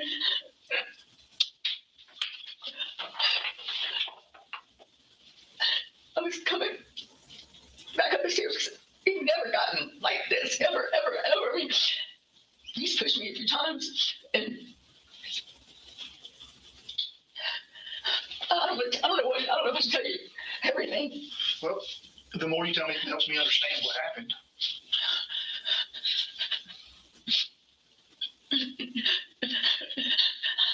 God, please, I just need to know how he is. We'll find out in a minute. So, She asks you at the front end of this scene we just watched, is he alive? Is he okay? Right? yes, She's checking to see if he's still alive. That's her question to you. Right? yes, You tell her we'll learn out here in a minute, which obviously you knew he was deceased, but you're keeping that from her. You don't disagree with that. Nope. And then she says, I don't know if I should tell you everything. And before that, he's pushed me a few times. I don't know if I should tell you everything. And then she says, please, God, please know. I just need to know how he is. Bottom of page 9. Correct? yes. Before she makes the statement, is he alive or dead? Please just let me know. Please let me know. You tell her you don't know. Then she says, I don't know if I should tell you everything, and asks again, is he alive? And you say again, we'll find out here in a minute. Right? Agree. Certainly, you suspected there was something you weren't being told. Yes, as the interview grew on, there's more and more questions. Right here, where she says, I mean, he's pushed me a few times. He's never gotten like this ever. I mean, he's pushed me a few times. Pause. I don't know if I should tell you everything. You suspect when she says that, there might be things she's not telling me about the history between these two. Correct? Well, that is what I said. Well, the more you tell me, it helps me understand what happened. Sure. And the more you tell her, helps her understand what's actually going on here, whether he's alive or dead. Objection argumentative. Fair enough. Withdrawn.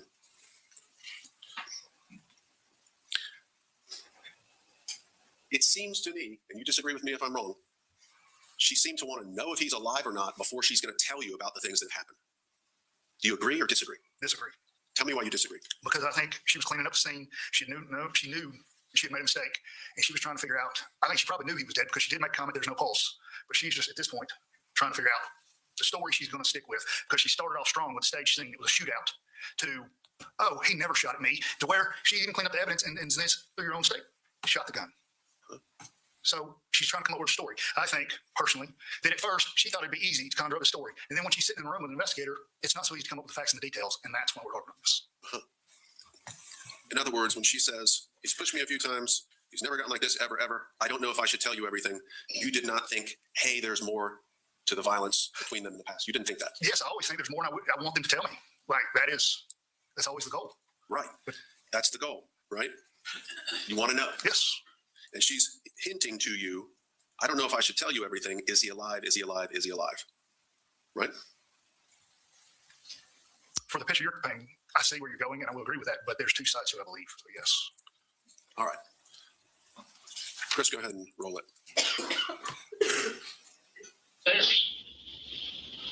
He was like, I don't know if he shot the gun or if he slammed the door, but something like flying out, and something was really loud.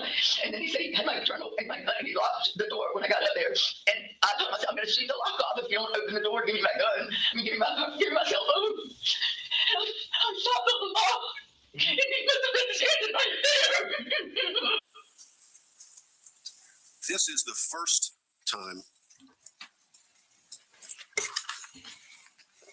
This is the first time where she's actually demonstrating for you how it was that she shot the lock physically. Did you see it?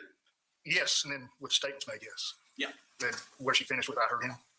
When it comes into her mind and she's remembering exactly how this went down, you would agree with me. What she's doing is going like this. Did you see that? Did you see that? Mm-hmm. You would agree with me. That's exactly how she's describing how the shot's made. Right? In this context, yes. One of your biggest arguments for how it is that she must have intended to kill him is because that shot's way too high if she's shooting at the lock. At some point in the interview, she said she was standing close to the door. That shot was too high, and she also says multiple times that she heard him. And we'll get to every one of those. Okay. You're saying this shot's way too high if she's shooting at the lock. And she's demonstrating for you, literally, this is how I fired the pistol. Right? I see your demonstration, yes. Yeah. And if somebody is actually holding a pistol like this, are they going to be accurate with that pistol? That's in a sake of argument, I'd say they would hit their target, yes. Okay. That's how you hit a target. Well, when you're close distance point shooting and you're speculating that, I would say that yes, you can still hit a target without looking at the front sight. Okay.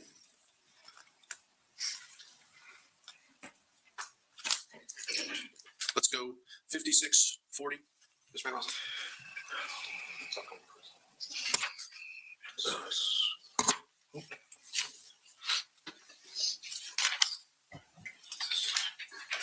He put his gun on my lip and said, I'll shoot your brain out of blood, up his end of throat. That's when I said, I've got a gun too, David. But why did I shoot the lock? Why did I shoot the lock off? So when he stuck his gun in your mouth, you know what I'm No, saying? he stuck it to my lip. Oh. No, he put it in my mouth. No, he put it right on my. She says he put his gun on my lip. It's very specific. Put his gun on my lip and said, I'll shoot your brain out, what's left inside your brain. You see that? This is page 11. I'm sorry. Page 11. Yes, this time she does say that there. This Right. time. It's very specific, on my lip. Right? And other times she says, I'll shove it down your throat. Like she bounces back and forth with the same. I'm talking about where the gun is placed on her physical body by Mr. Barron. According to her statement, Yes, sir. yes, that is what she said this time. Well, and we'll talk about whether she said something different, but he put this gun on my lip. Very specific, right? Yes. And then you say, so when he stuck his gun in your mouth on the stairs, and she corrects you immediately, doesn't she? Yes. She corrects you, no. He stuck it on my lip, not in my mouth. He put it right on my lip. Mm-hmm. Right? Yes, that's what. It may sound like a small point, but she makes that point over and over and over again with you, that the Beretta was on her lip, not in her mouth. Doesn't she? Yes, she said it multiple times. What was in her mouth if it wasn't the Beretta? If you know. I do not know. 5843, Mr. Van Awesome.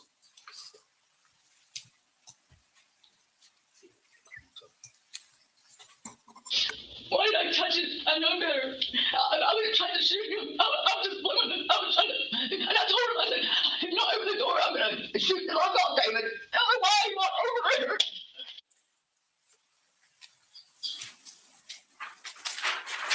The statement she makes is, I don't know why he walked over there. Did you hear that? Yes.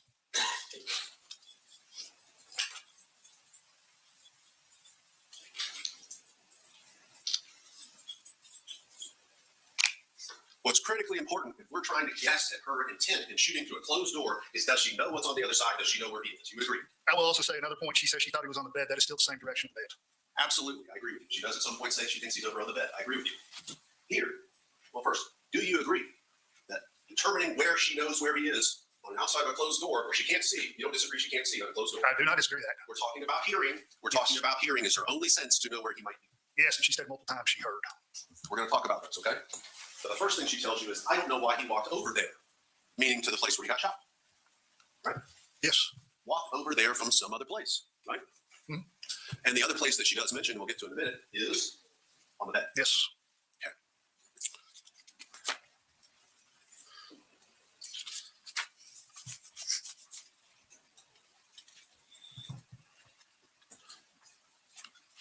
You go ahead and, well,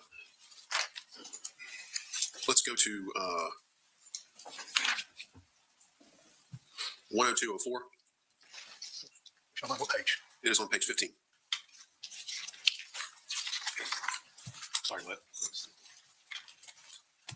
Okay. Would you like to take a break now? Maybe we should. This way. Yeah, this way. Maybe further. We're gonna take an early lunch.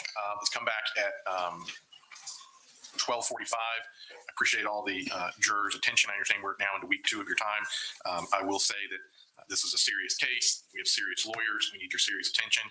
And if you need to drink coffee or Monster or whatever you want to do, I'd encourage you to do so. Back at 12:45 for continuation. Thank you.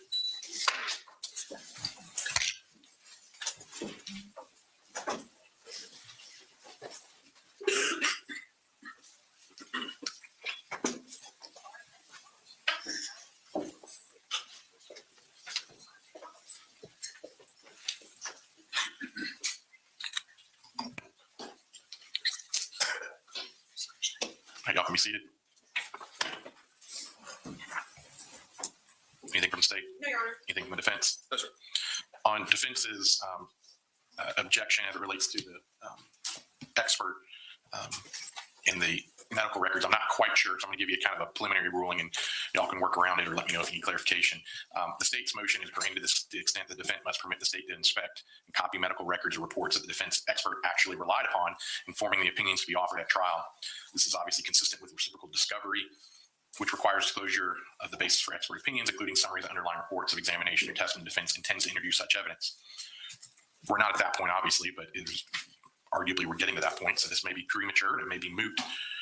To the extent records involve defendant's own medical information and privileges asserted, the court finds any privilege has been waived by the defense decision to place defendant's physical or mental condition at issue through the expert's testimony. Again, I assume that's where you're going on that. However, if the records, this is important, however, if the records are in a third-party materials, not in the defendant's possession or control, the state can proceed by subpoena and appropriate notice if appropriate. The court will allow a reasonable time frame if we need to.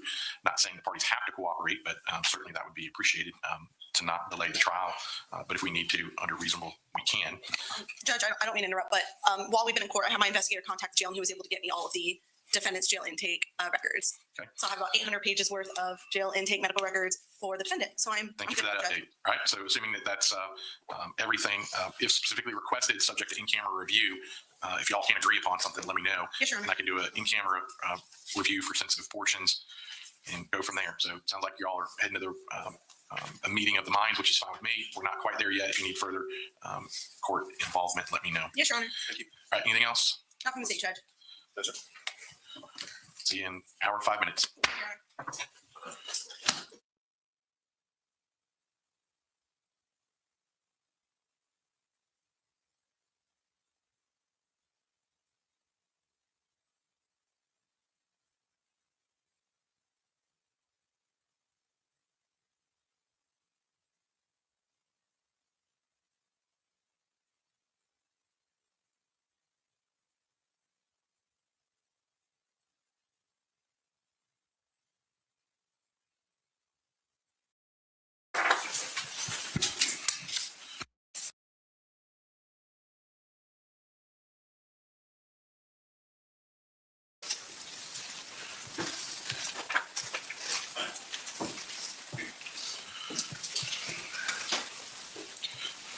All right, thank you so much. Please be seated. We have everyone back. Thank you. Again, if anyone needs a break, let me know or let the bailiffs know. Any longer term issues, let us know as well. All right, we're back to cross-examination from the defense. If you would hit the red button on that microphone, turn it to green. Perfect. All yours. And we're going to go to 106.11. That's on page 17 of your transcript at the top. Okay, go ahead. About the, When did you find this out? because his son told me that he was sending her money 2 years ago. Okay. Yeah, and then he found out, he said, this has got to stop, his son did. And, one night I called his son because his dad was drunk drinking, and I took his car keys from him, and he got mad and pushed me. And I called, but I was scared. I locked myself in the closet. And he threw, I took the car keys, so he was like looking everywhere with the car keys, and so he like threw all my stuff everywhere in the closet. I was just in the corner. When was this? Okay. This part of the interview, she's talking about the telephone call from December the 28th, 2024, that she placed to James David Barron's son, Evan, right? I would agree. It doesn't say his name, but I would agree through the context. And her statement is, I called his son because his dad was drunk or drinking. I took his car keys from him and he got mad and pushed me, right? That's what it said, yes. Then she says, I was scared. I locked myself in the closet, correct? Yes, that's what I'm reading. I took the car keys, so he was looking everywhere for the car keys. And he threw all my stuff everywhere in the closet, and I was just in the corner, right? Yes. This version about what happened on 12/28/24 involves her taking the keys to the Kia, to Mr. Barron's Kia, right? Yes, I mean, it doesn't. And you know from your other investigation in this case, you spoke to Mr. Barron, you spoke to Evan Barron, Yes. right? And you knew that there was a row or an argument or a problem involving a closet, right? Involving Miss Mericle being locked in the closet, right? Yep. Sorry, you have to say yes or no. I don't remember the lock name, but I do know the argument on the 28th. Yes. Okay, but she's in the closet, According to this, yes. and according to your other information that you Yes. have, right? Are you talking about the interview with Evan? Yes, sir. Okay. Whatever his testimony was, yes, I don't Yeah, recall. you were in here. Yeah. Yeah. She was locked in the closet. I believe so. Okay. I don't, I mean, And he's, Mr. Barron, James David Barron, is outside the closet, and what he wants is his keys to his Kia. yes, I believe so.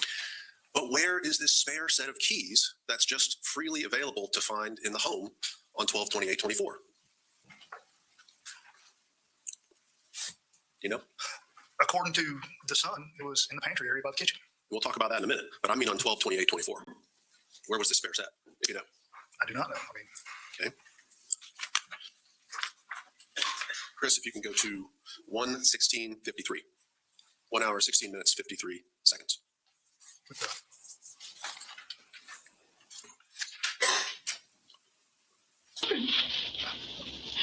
I know not to shoot a gun at a damn door. I know that. I didn't have to do that. I asked him to give me my phone. I asked him to give me my phone. I told him, I said, I'm going to shoot the lock off if you don't give me my phone, David. And that, how am I ever going to live with myself? So you said you had to go down to get your gun. You go back up. No, I didn't. I never went up until I had my gun. Where did you get it from? My gun Yeah, where was that? in the master closet. In the master closet. Is it in a safe or anything there? Mhm. Just okay. I just bring it with me when I travel. Okay.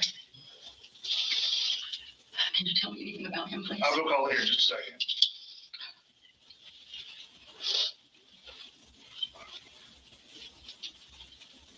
The police came to my house on St. Simon's. When was that? She asks again about his medical status, right? Yes. And you say, I'll call here in a second, right? But obviously that's not something you're going to do because you already know, right? Yes. And then there's a pause, and then she says, and the police came to my house at St. Simon's, right? Yes. Okay, go ahead. January. He took me outside. What is your address down there? Well, my address is, I use my office address for everything, but Okay. my house address is 10 Marina Drive. And that's where they came to, was 10. They came to the Seagate Inn. The Seagate Inn. It's a hotel. And I was staying there. And they came there. Somebody called the police because they said they could hear him yelling. And the police came, and then he took me outside and asked me what happened. And he said, did he hit you? He said, what are those marks on your face? And he told me I just called the police and called them, took our sources. And I said no, and then he left. Then the police left, and then David left. Did they have him leave? Did the police have him leave, or did he leave on his own? No, I told the police everything was okay. We told them everything, hey, they came in and talked to us, and then he said he was going to leave, and the police said okay. And the police left, and then David left. And then I called a friend of mine, and then I went to my condo. And that was January this year, 2021. She's relating to you the St. Simon's incident Yes, that we know is from January the 28th. Does that sound right? approximately. And her version here to you is the police come there, somebody else called because they could hear yelling. She never mentions anything at all about the softball size injury to her head, right? The one that she got from falling on the ground from the door. The one that she sustained from David Barron on this incident. I think that was inaccurate from the testimony, but I do agree that she had one from that testimony, but that's not what we received. So yes. I just want to be super clear. Does she tell you guys, I got a softball size injury on my head from this St. Simon's incident?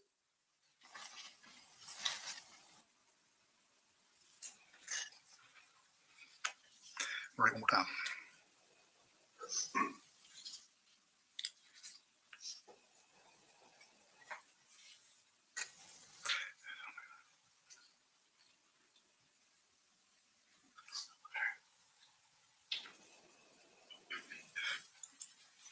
Just make sure I'm not missing anything in these 3 paragraphs. Okay. So what I read here is those marks on the face, which I believe the officer testified he was able to identify by rubbing her cheeks. But I don't see anything about a contusion here. The answer to my question would be no. Yes, I know, correct. If she's trying to do what you've suggested that she was doing here, which is to stage a scene, make it look like she's defending herself or something like that, why not tell you about this documented injury that she sustained at his hands? Why not? I mean, I can't answer that question, honestly. You don't have a theory? You want a theory? Yes, sir. Okay, I thought we were talking factually. Again, I think at this point, the stress is through the roof. She just shot somebody. She knows what happened. I can't even imagine to say what was going on in her head, what she's trying to come up with and not come up with. And I don't know why she didn't tell me about this in this part right here. I can't comment on that.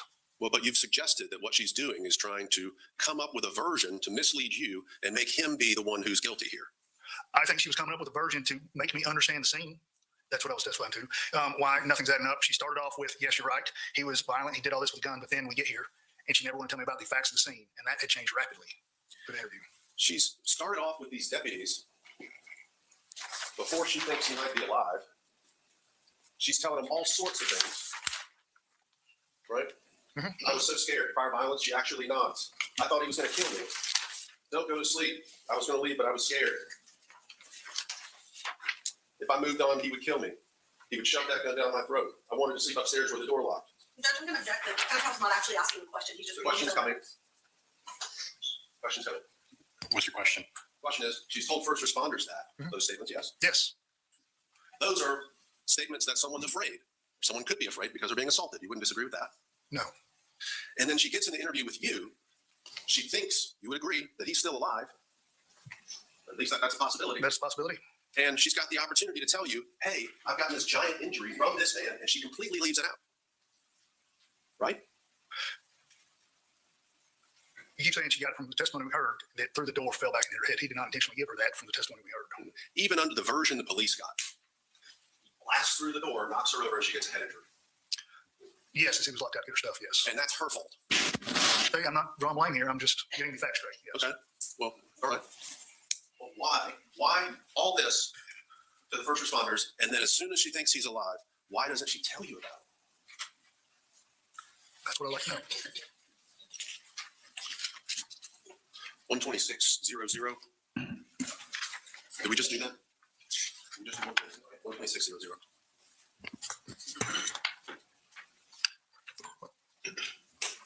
Police come to say something about one because someone called about. Well, in January is when the police called.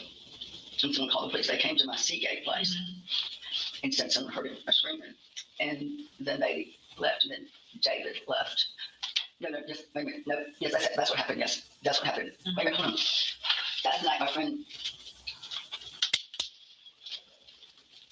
No.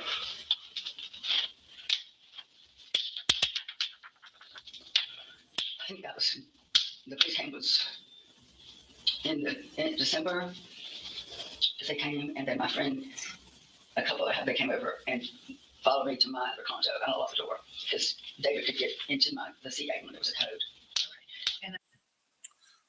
Another opportunity to talk about the St. Simon's incident at Seagate and to mention the injury, but it's not mentioned here. You would agree? Yes, you did not mention it here. 128 and 47, 128, 47. Thank you.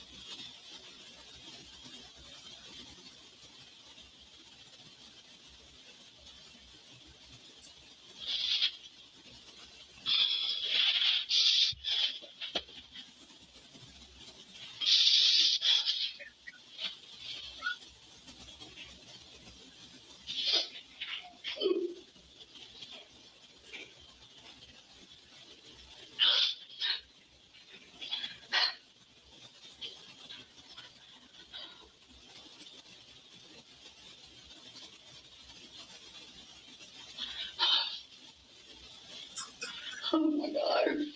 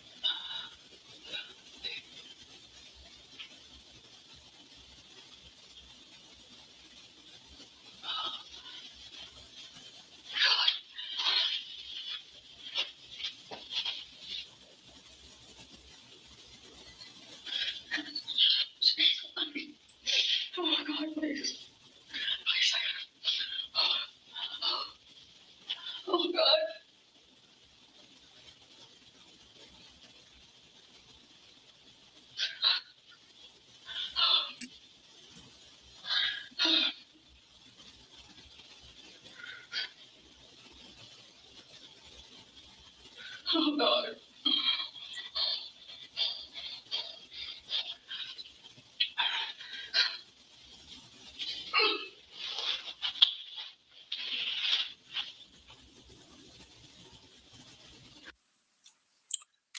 $159.27.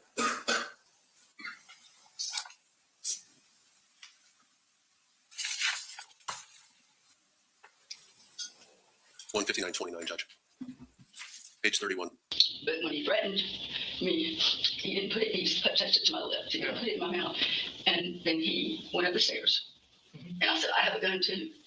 Because he said, don't go to sleep tonight. Yeah. And then I went and got my gun. Okay. He was up the stairs.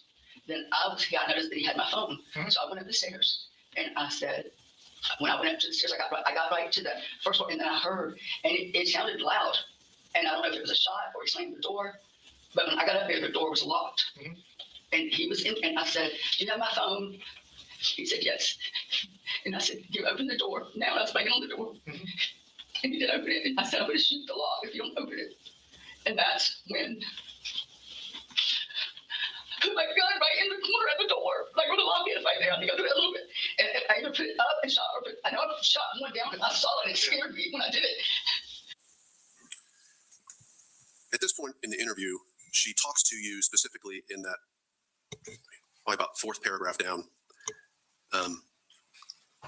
about an interaction, what seems like at the door, right? She's saying, do you have my phone? Middle of that larger paragraph. And he said yes. That is correct. She heard him say yes. And I said, you open the door now, right? That is her statement. And I was banging on the door. Yes, correct. And he didn't open it. Correct? I would agree on that. And I said, I'm going to shoot the lock if you don't open it. Yes. Will you agree with me that in all of these hours of questions that you had for her, you never asked her a single question about where David Barron was in the room when he responded to her and said, yes, I have your phone? Well, it's pretty obvious. How is that obvious? Well, she heard him. She struck him, so we know exactly where in the room he was at the time. Will you agree with me? You asked her zero questions about where he was in the room when he responded to her. Yes. I'll agree with that because I knew where he was. Because you knew where he was. And she did too when he said yes. In other words, when someone says something on the other side of a closed door, the person on the outside of the closed door knows exactly where they are in the room. If you say something, yes, you can get a direction from sound where people are. Wouldn't it be helpful to say, Ms. Mericle, when he said yes, where did you hear him in the room? Hindsight is 20/20, and I do agree. We know, and she says this at some point, I thought he was on the bed. That is correct. Why does she not think he's on the bed when he says yes? Well, in all fairness, where he was standing and where the bed is a straight line. Like where he would be laying in bed versus where he was standing is still very correlationally appropriate. Meaning, even if he's in the bed, the shot that she took would have got him on the bed. No, I'm not saying that. I'm saying that it's still the same direction. Okay. Well, let's just see. Okay. Is there a crime scene photo from the door that is a little more representational? Yeah. Why don't you come in? Let me find it amongst these hundreds of pages. Yeah. No, just Right here. This is, there's the thing right there. First one, the bed is still in the same direction. That's where he was with the door. Let's come on in. We're looking at State's Exhibit 45, okay? Can I have a witness sit down there? Demonstrate on State's Exhibit. If you don't mind, use a LMO at least preliminarily. Y'all can, I'm not telling you how to try the case, but I can't see what y'all are looking at. Can I do it if we switch off the camera? Will it? Yeah. Can we lose it? Well, no guarantees on that, but. Okay, fair enough. Okay. All right. And again, you might want to adjust the neck a little bit of it. There you go. Is that better? There's a little bit of glare there, obviously, but I'm going to do this. All right. And then if you don't mind, use whatever screen y'all want. Well, first of all, the shot comes through right through here, so we think he's here, right? When the shot happens. Yes. Yeah. And she's right outside there. Mm-hmm. If she thinks he's on the bed, that's not in the same direction. It is. It's, excuse me, not being argumentative. I'm just, the bed is over here. If you look at the layout, yes, that's, when I was at crime scene, that's one thing I was looking at. It still goes back towards the bed. Okay.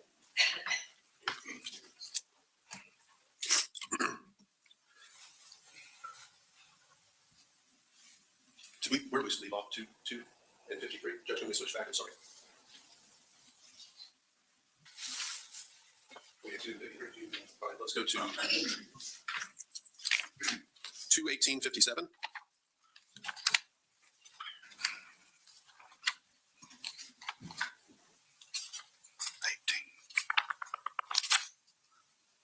And that would be page 40 for you.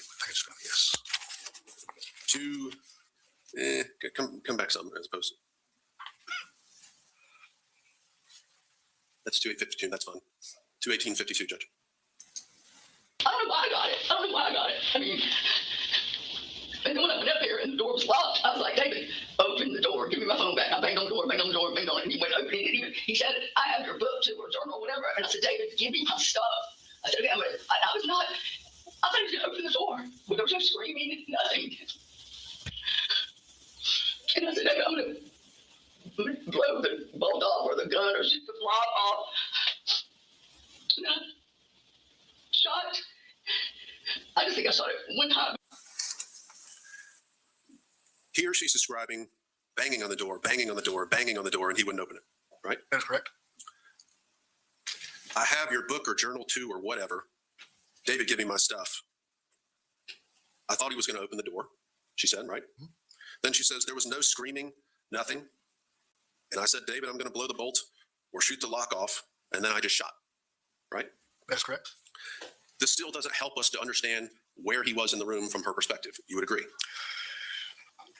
With the earlier statement of her saying yes, and then now, when you add this statement to it, we also have him saying, now we've added to this that I have your, let me find the exact quote.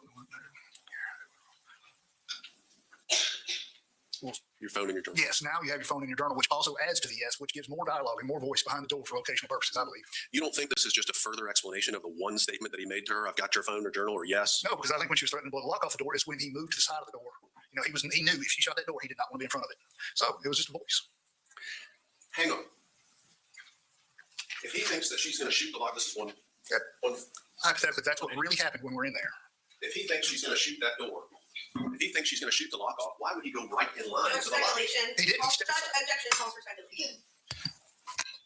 I'm not commenting on the evidence. Jury will make the determination. I will allow the question and continue overruled. He didn't stand in right line with it. He stepped aside from what he thought in line was.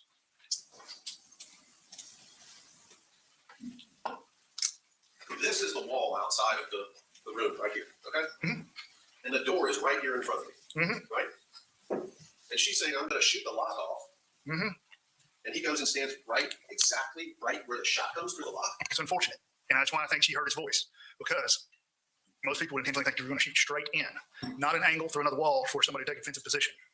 If she's announcing, I'm about to shoot, wouldn't you think you go further back into the room or the closet? There's a closet there, right? There's a closet there. Coming around, yes. Yeah. But I can't speak to that. I just know that he was standing off to the side. He was not standing directly in front of the door. Page 44, if you wouldn't mind. 226:55, Chris. And you can go a little bit beyond 226:55, get close. That's probably fine. No shell casings. So where was this? Where were the other holes? In the glass. In the bedroom? No. In the window. Well, I only shot to the door. You only shot to the door? With my and he never shot, you just heard slam the door? You know, my ear. Yes. But you didn't hear a couple of gunshots. You just heard one loud bang. I heard a loud bang. We know for a fact that one shot went through the door, striking Mr. Barron. True? Yes. We have ideas about how many shots came out of the bedroom afterward. Yes. Cameron Durham says 3 is his guess. Yes. Right? Could be 2. But 3, 2, 3, 2, right? One of those. Yes. And again, your words. If she's trying to stage the scene and tell you a story, why would she say that he only fired one shot? Because at that time she knew that she could no longer hold the story. She was in interview room stress. She couldn't make the fine details work. Well, she certainly would know how many times she fired his gun if she's the only one who fired it, right? At the same time, she's also telling me how she did flush shell casings. We'll talk about that in a second. But she knows how many shots are fired. If the interview at this point, I believe, was truthful, we could have this conversation, but I can tell you what she said. My question is, why doesn't she tell you there's more than one shot that he fired at me? Judge, there's so many speculative questions here that this witness cannot testify as to why the defendant did or didn't say something, what she was thinking, why she was thinking it. These are all speculative questions. Y'all come on up.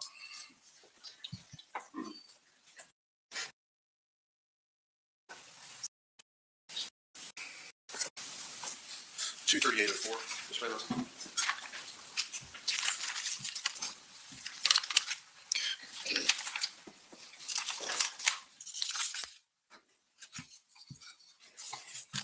He's got a really big heart.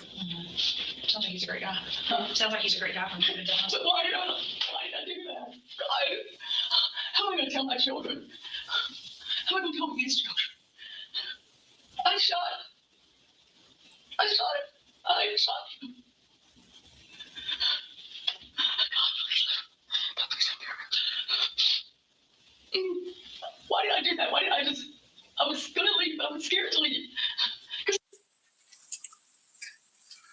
Here, you've left the interview room, and only Detective Cuneo is in there with Miss Mericle. That is correct. And what we get is another statement about being scared to leave, correct? Yes. The context, though, follows up with, because of last time, there's no way I was intoxicated. Going back to the ability to leave while being under the influence or while consuming alcohol. Yes. 239-28. Oh, boy. 50. Hang on one second. Oh, my gosh.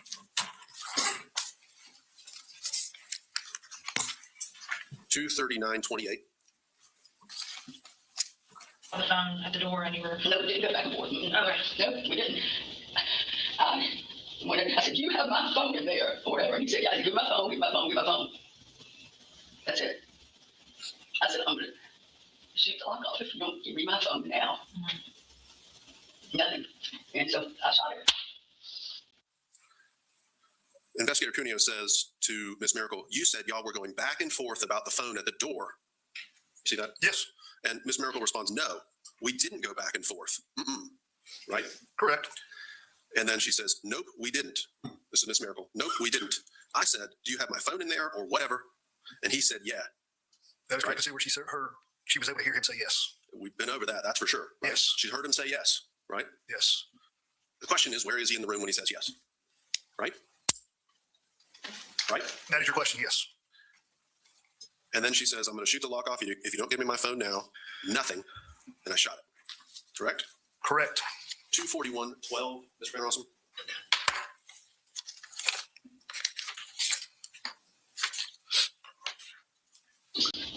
I mean, 3 hours ago, we were together. I'm such, I don't even know. I don't even know what to say. I know better. I'm sick.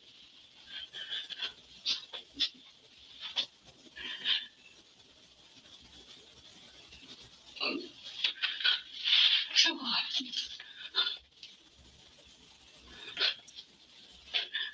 Why did I take my gun up there? I really thought he was going to be on the staircase waiting for me with his gun. We were going to shoot each other. I mean, God, I wish I could go back. I would never play. Anyway, I didn't even plan on doing anything. And taxi was right there, but I mean, I'm just saying, I don't think, if you ask me if I shoot the door, I'll tell you no. If you ask me, I think he'd shoot me and say no, but when he put the gun like that and said that to me, he's never done that.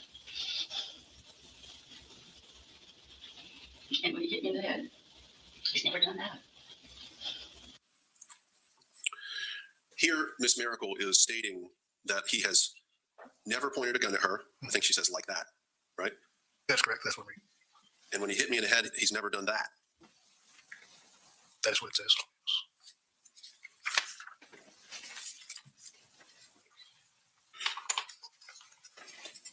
246-51, and be careful about your start time here. What page, sir? Page 52. 46-51. That's better than 246, than being earlier. Yeah.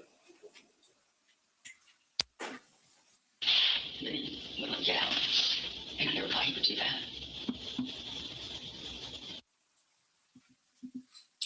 Can you roll it back and go to 24651? And you say that's, what It's on page? page 52, Oh, middle 52. of the page. Okay, May I approach witness? I'm just going to some of the transcript. I was on 51. Yes, sir, we're not talking about that. So That's fine. cross that out. Okay. Yeah, it starts with there. Okay. Okay. Yes. 24651.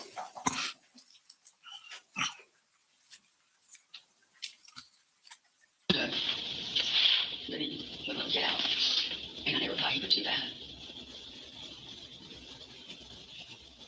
I can't believe I saw through the door and hit him.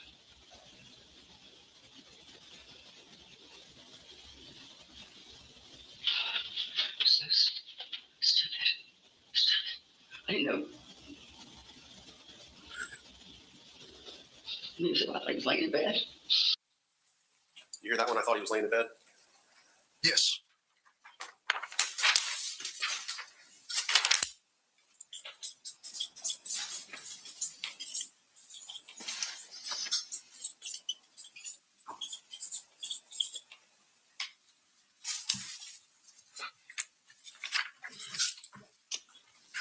Two 4900.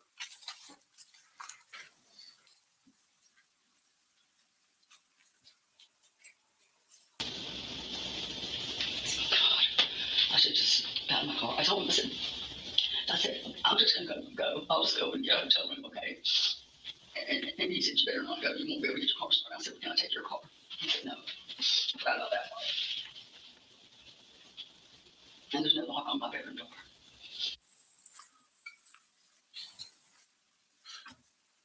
I should have just got in my car. I told him, I said, I'm just going to go. I'll just go and get a hotel room, okay? Yes, that is what's said there. And then Ms. Mericle says, and he said, you better not go. You won't be able to get your car started. Correct? That is correct. I said, well, can I take your car? And he said, no. That is correct. And she says, I forgot about that part. And then the next line is, and there's no lock on my bedroom door. Correct? That is what's said here. I mean, there's, And this is sort of similar to what she was saying earlier about there being no lock on the door downstairs, but the lock's upstairs. there's other bedrooms in the house, yes, that do have locks, Right. One of them is upstairs and one of them's downstairs. in the basement. Yes. Which we haven't seen Okay. any, I don't think pictures or photos or videos yet of that. Okay. Further downstairs. Would you agree with that? Yes.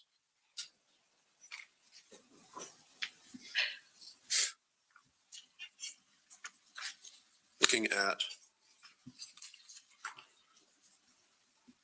3 hours, 3 minutes, 13. So 3:03:13. 60. Page 60. Exactly. Not doing anything with the door open, right? Oh, yeah, when I pushed the door open, he was there. And all you heard was loud bang, not multiple loud bangs going on. The only thing that could happen is he had his gun. Mhm. He had his gun with him, so if he shot his gun, he shot that. Before, when I was walking up the step, I heard a loud bang. I think it was the door, but he would have. He's the only person that would have his gun. But it was only one, what, several So what? loud bangs? Just one? I just heard one. Okay. So, Another opportunity to say multiple shots, and she goes with one. correct. And also, it could have been the door. Yes, we were leaning towards the door, I think, for the most part. She was. 3:04:04. I just brought. I guess we can see it. So I was thinking when I came back up that he was going to be there. I don't know what I was thinking. I was just thinking when I came back up those stairs that he was going to be there, but I didn't bring it like to hurt somebody. I didn't. And then when the door was locked,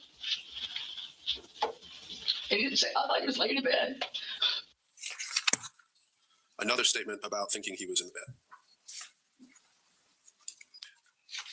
Correct? That's what I heard. I can't find the spot in the transcript. I'm sorry. I should have directed you to it. It's my fault. Page 61. Okay. It's the second large paragraph. Yes. Okay. But that is what I heard.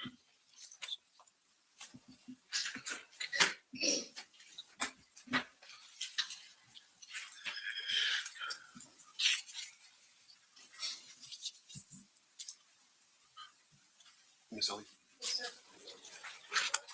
Okay. Let me show you what I'm marking as 9, 10, 11, and 12.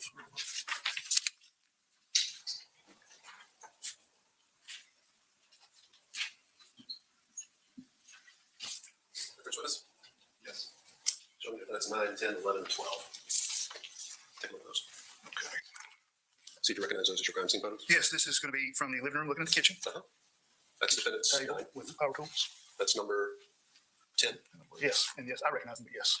And 11, you recognize 11 and 12? Yes. They fairly and accurately represent the crime scene. Yes. Moving to tender 9, 10, 11, and 12. No objection, Your Honor.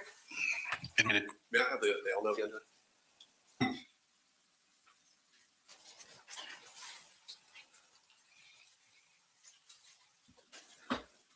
9 is,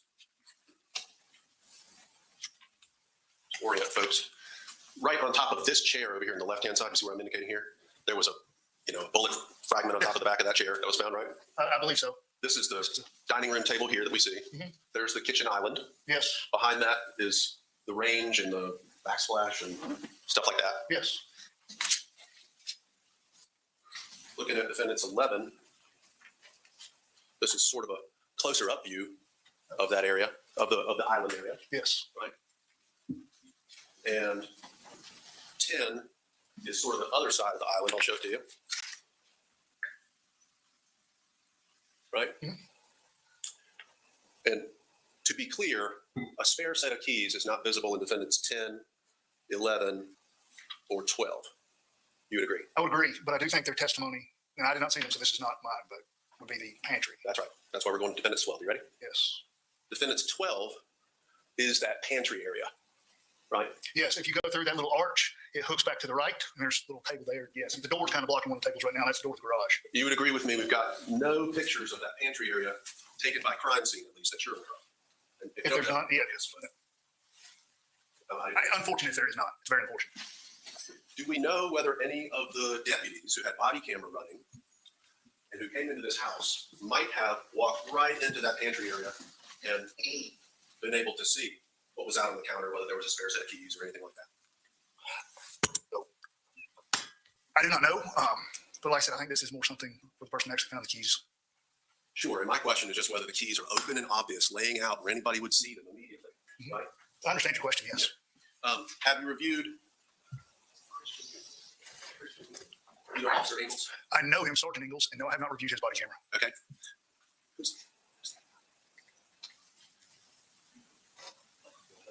Deputy Feraldo, Michael Feraldo? I know Lieutenant Feraldo. Sorry, Lieutenant. And I have not looked at his body camera either. Okay. But to be clear, those body cameras are in your stuff, in your case. That should be, yes. I usually go for the deputies. We can ask them. I mean, they're uploaded to the same system, evidence.com, yes. Yep. Okay. All right. I want to talk to you now about the texts on the phones, meaning the texts on Ms. Mericle's phone that you've reviewed and testified about here today. Okay? Yes, we're doing this. Yeah, I mean, and just to remind everybody, what you did in part was you got Mr. Barron's phone and also Ms. Mericle's phone, and you gave it to the, I think it was London investigator. So that process started during collecting his evidence, then during the process and putting in property evidence. I prepare a search warrant, and I give him a search warrant, and he retrieves it for property evidence. So just to clear. Okay. Just kidding. This is I'm showing you State's 186 that was previously admitted. Yes. And this would be Ms. Barron's, It's clear, so. Mr. Barron's cell phone. Yes. And they've called it a clear case. I want to open this up. You have I'll rip it if you want. I do not have an iPhone, but you may want to. All right, let's take a break. Back in 15 minutes. Grab stuff.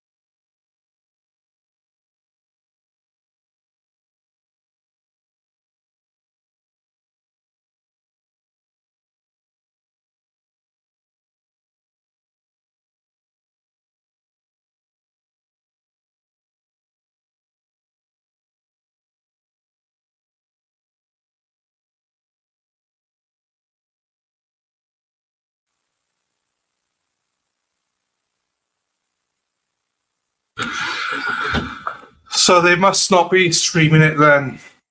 It's died. So on allegedly they do have cameras in there as well. So they may have taken the decision not to.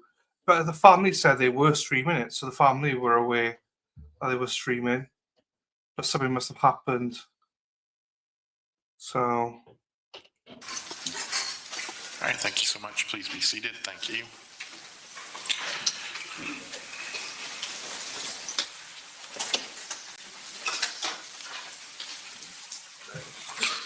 Make that button green. Yep, we're ready. May I approach the witness, Judge? Free reign.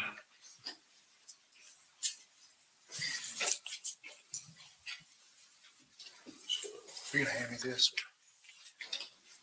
Well, I'm going to go ahead and just take out State's Exhibit 186, which is the iPhone that belongs to Mr. Barron. Okay?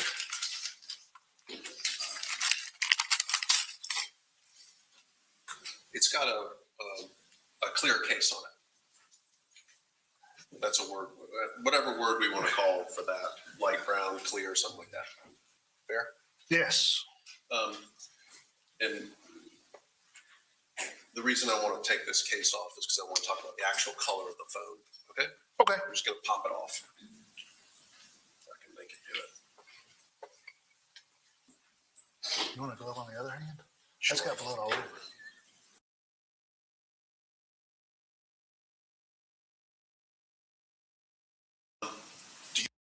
Do you know what the actual color of this phone is? I do not.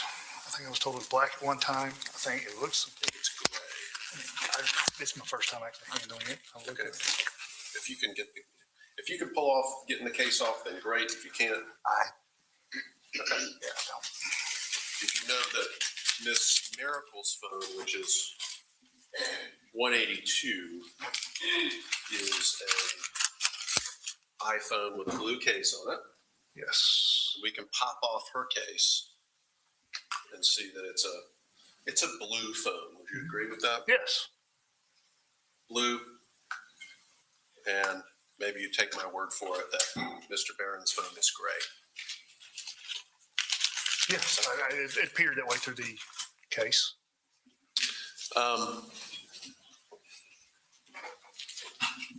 Don't.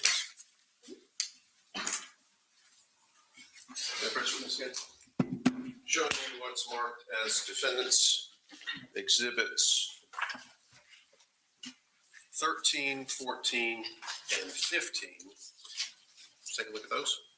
Yes. You don't need gloves for that. Well, you're just handle the bloody phone. Okay. Yes. Do you want me to hang on to these for a minute? Yeah, just take a look at those and see if you recognize those.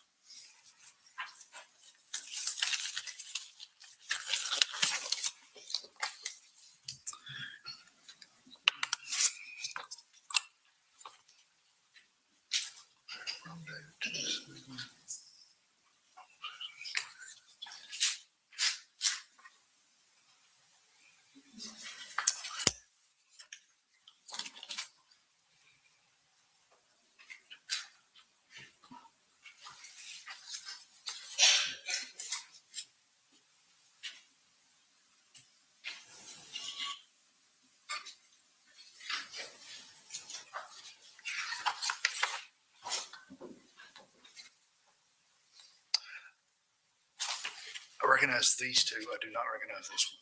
Okay, tell me which two you do recognize. The text conversation between Ms. Mericle and David Barron, and the text conversation between Ms. Mericle and a gentleman named Charlie English. Got it. And that's exhibit 14 is the text conversation between Miss Mericle and Charlie English. Yes. Defendant's exhibit 15 is a text conversation between Miss Mericle and Mr. Barron, right? Yes. And that one starts on March the 3rd of 2025 and runs all the way up to March the 7th at 11 p.m. That is correct. Move to tender defendant's exhibit 15. That's the text between 3/3/25 and 3/7/25. No objection, Your Honor. 14 you recognize as the text between a Mr. Charlie English starting March 5th, 2025 Yes. and ending March the 8th of 2025. Yes. Move to tender defendants exhibit 14. No objection. Admitted. Defendants exhibit 13. You don't recognize these? I do not recognize the phone number off the top of my head. Okay. Let's see if we can figure it out.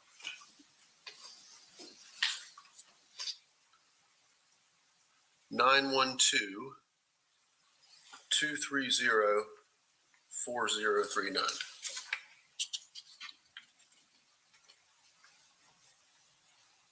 Recognize that number? Was that the 4309? Should be Mr. Barron's phone as well. Oh, okay. Yeah, no, 4309 was Susan's. Don't recognize that number? Not off the top of my head. She had it, Mr. Barron. I do know that the 4309, because that is the phone number she gave me. But hold on, let me look at some notes. I did have Mr. Barron's phone number.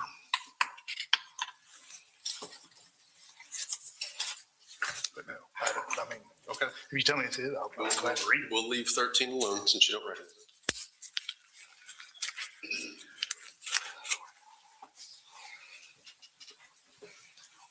One of the questions, obviously, that you had was motive. True? Always, yes. Always. What motive was a question that you had and that you wanted to investigate? Well, the facts and circumstances, up and foremost, facts and circumstances, and motive is always good. And am I correct that your investigation, you believe the motive was that Miss Mericle was angry about the relationship with Lilia Bocan, right? We have historical amount of text messages show that, yes. We have loads of messages about her being upset about that. Yes, Other people have heard her talking about it as well, right? yes. That goes back to, my gosh, December the 28th of 2024, we think is when she found out. That is the first documented incident we have, I believe. But did she say November, December at one point, maybe? I'd have to look at the messages to confirm. But yes, I agree with you. The gist is we've got something that happened literally months before the shooting. Yes, Am I correct if I state that you don't have any information at all about a new motive, a new thing that happened on March the 7th related to Lilia Bocan? not in relation to Lilia, if you're narrowing it. Right. I don't, And we're going to talk about what might be new, okay? What might be new on March 7th? are you talking about the ongoing graphic nature with Mr. English? Yes, sir. So I want to talk to you about Defense Exhibit 14, okay? Wait, Elmo, Judge. I can't say anything about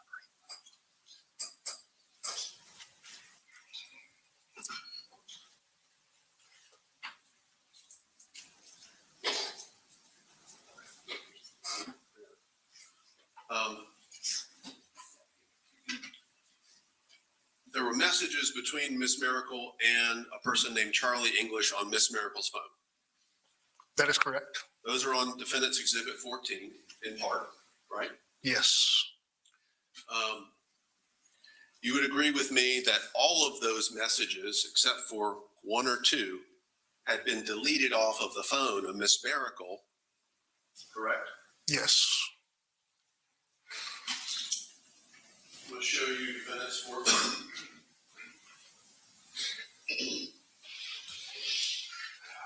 This is from March 5th. From Mr. English to Miss Mericle. And he states, "It was nice. I'd love to do it again, and I would also love to see you." Correct? That is correct. And Miss Mericle responds, "I'm seeing my boyfriend this weekend, so we can discuss where we are. So, of course, we need to wait, because we would be dangerous alone." Correct? Correct.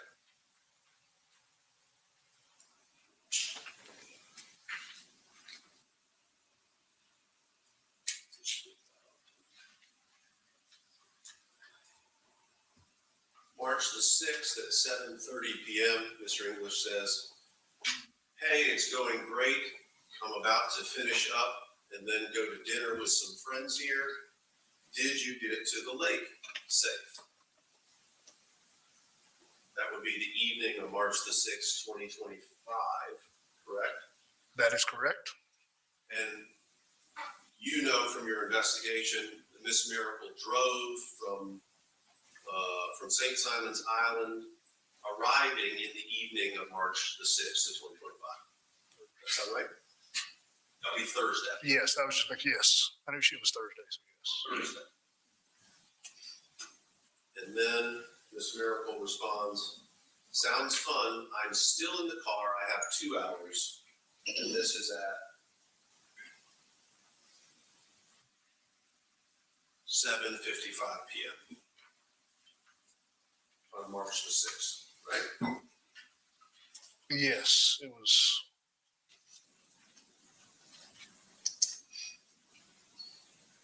Is that correct? Yes, yes. There's also a red when it says 8:03, but yes, I agree with the time frame. Yes. Then Mr. English responds, "Ugh, you and always come to my house for a sleepover, March 6th, 8:04 p.m. Right? It's no teaspoon. Yes. Miss Mericle responds, "I'm sure we would have fun. This is March 6th at 8:09 p.m. Yes. And what we're noticing, we already talked about this before, but I want to make sure that everybody sees it. All of these messages that are coming and being shared all have user deleted, right? And the deletion time and date on it. You see that? Mhm. They're coming in and being deleted by the user, which would mean Miss Mericle. Right? As far as you know. Correct. Miss Mericle responds, 8:10 p.m. My ex and I are going to meet tomorrow to discuss us, so it was probably not a good idea. Correct? Correct. Also deleted, not present, deleted text, correct? And I'll shift back to it if you need to see it again. Oh, no, you're good. Yes, I'm agreeing. I'm just, yes. March 6th, 8:14 p.m. Mr. English to Miss Mericle, I respect whatever decision you make. 8:14 p.m. March 6th, also deleted by Miss Mericle. Correct.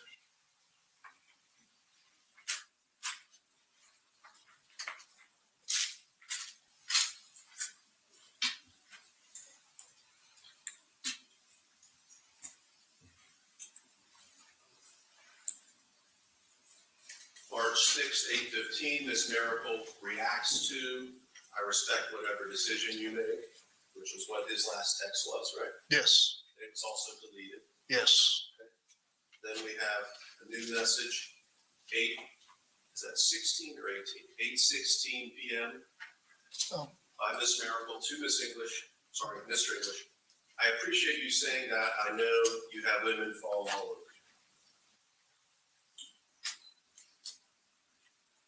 And then the response by Mr. English at 8:28 p.m. on March the 6th. But I've always been intrigued and wanted you. Correct? Correct. Miss Miracle's response, March 6th, 9:08 p.m. I am very strong-headed and sassy. Also deleted by Miss Mericle, correct? Correct. He says, Mr. English responds, love and loved on March 6th at 9:08 p.m. Correct? Correct. Also deleted by Ms. Mericle. 9:11 p.m. Ms. Mericle says, ha ha. Also deleted by Ms. Mericle. This is still on March 6th. Yes. We're getting to the evening hours, really. 9:11 p.m. March the 6th, which is the Thursday. Yes.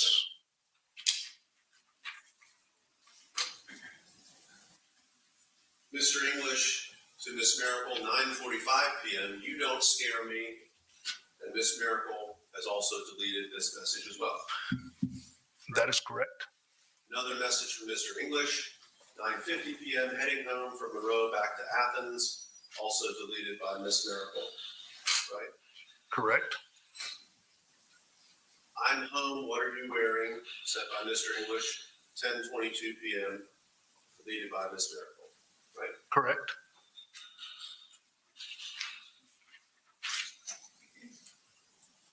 And then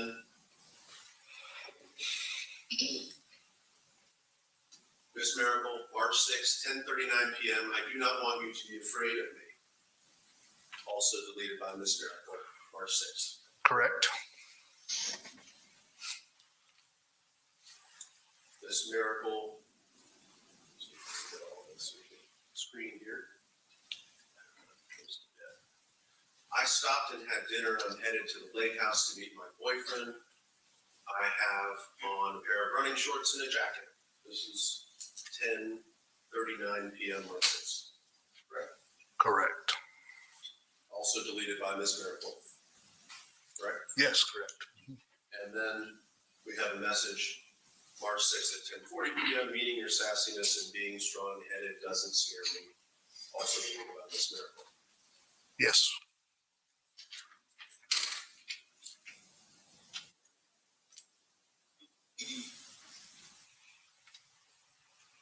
March 7th,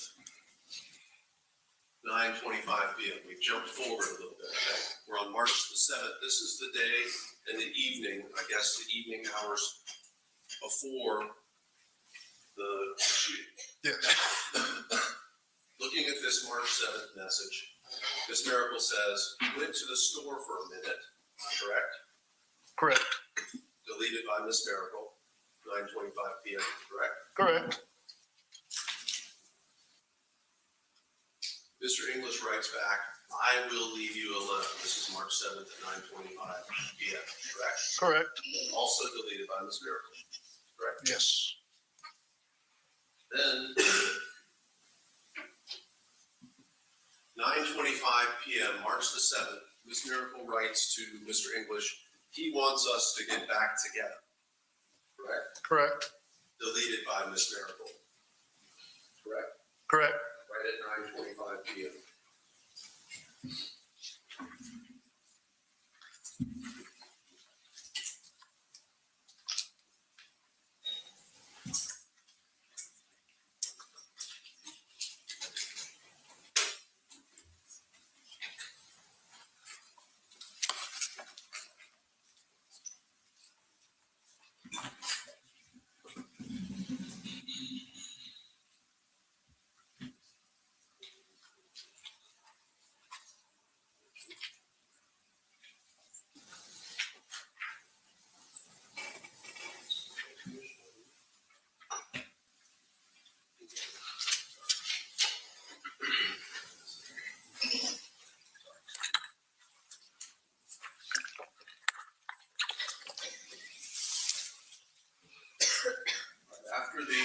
He wants us to get back together at 9:25 p.m., March 7th. The response by Mr. English at 9:25 p.m. is, I'm sure, correct? Correct. Also deleted by Ms. Mericle at that same time, correct? Yes. Then Ms. Mericle responds, why? Answering this question, I'm sure he does want us to get back together. She says, why? Question mark. Yes, on March 7th at 9:28. Yes. And deletes the message. Yes. And then Mr. English says, I'm sure he wants to keep you. You're an amazing woman. That's 9:29 p.m. Correct. Also deleted by Ms. Mericle. Correct. And then March 7th at 9:31 p.m. Not that amazing. I'm tough to deal with sometimes by Ms. Mericle. Correct? Correct. And Also deleted by Ms. Mericle. yes, And then Mr. English says, as a response, quote, as we all are at 9:32 p.m. also deleted. Yes.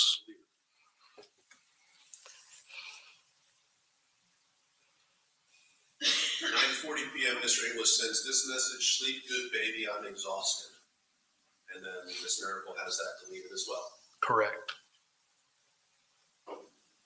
She replies at 9:44 p.m., you too sleep well, and then deletes the message. Correct.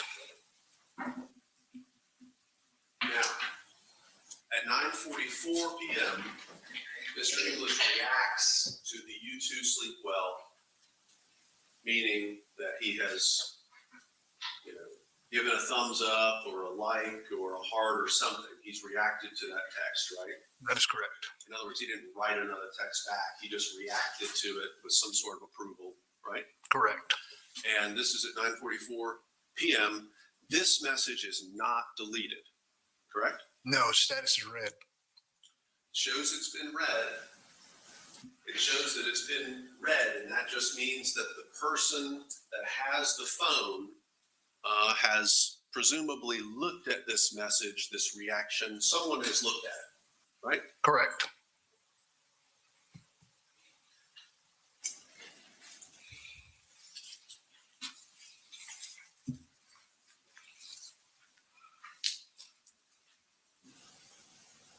March 7th, 9:46 p.m., Ms. Mericle sends this message.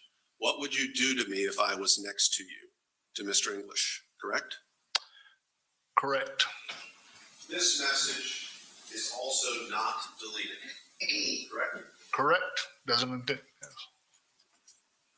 Now, the next message from Mr. English comes after everything's already happened and it's the next day, right? That is correct. The only two messages, and here's what he said. Good morning, beautiful. My list of things that I would do to you is very long and growing. 8:58 a.m. on March the 8th, okay? This is the next day. Mr. Barron has already, unfortunately, died at this point. Ms. Mericle's in custody, correct? That is correct. The only two messages visible on Ms. Mericle's phone between Mr. English and Ms. Mericle would have been this reacted note, right? Yes. And this message here, right? That is correct.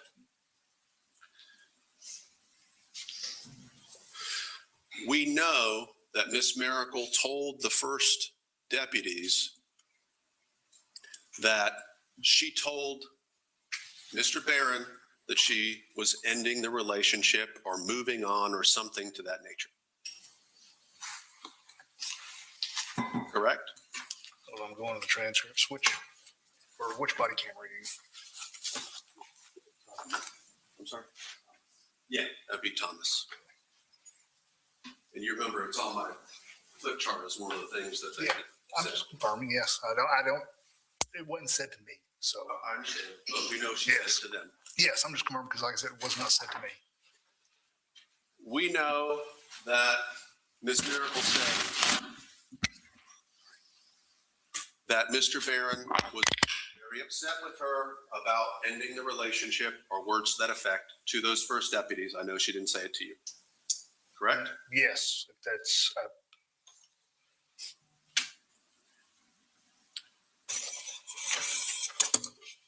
We know that these two texts are on her phone, and we know, do we not, that this would be new information to Mr. Barron. yes, According to Ms. Mericle, this very much upset Mr. Barron that she might be moving on, having another relationship. At least that's what she said to the first deputies. Correct? yes, What is new with respect to Miss Mericle's motive, as far as you know? What is new with respect to Miss Mericle's motive? Not Mr. Barron's, but Miss Mericle's motive on March the 7th or March the 8th?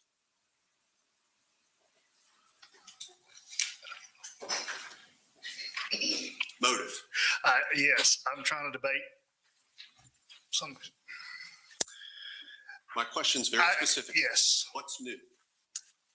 So in this point, yes, we do have her drinking alcohol, and then we do have her with the Charlie English text. Those are the two side factors. Yes.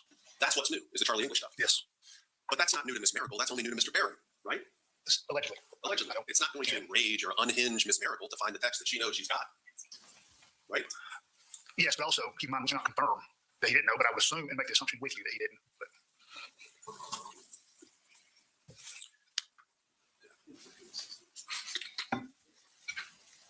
Just not 13. Just not 13. Well, I put down 14 and 15. Yeah. Not 13. 14, 15, and not 13? Not 13. 15's been admitted, though. Yeah. Okay. 14, 15. Let me show you some of the material from defendant's 15. Yeah.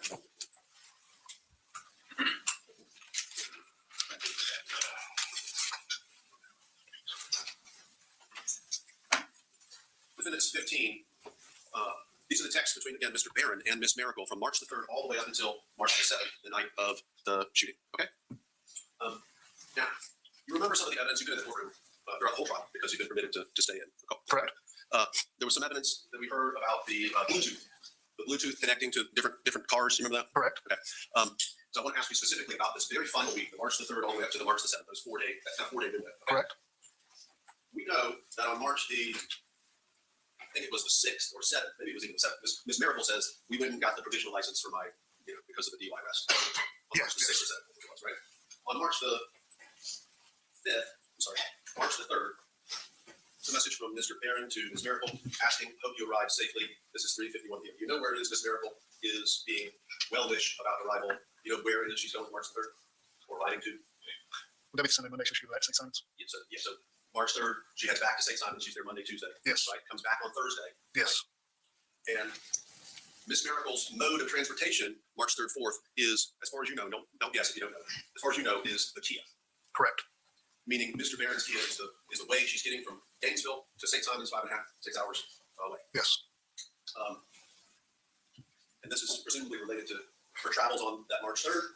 She says she's getting on the causeway. The causeway, that's the yeah. We go to St. Simon's, you have to take the causeway to get over down there. Do you know anything about that? Down there? Here. Looking at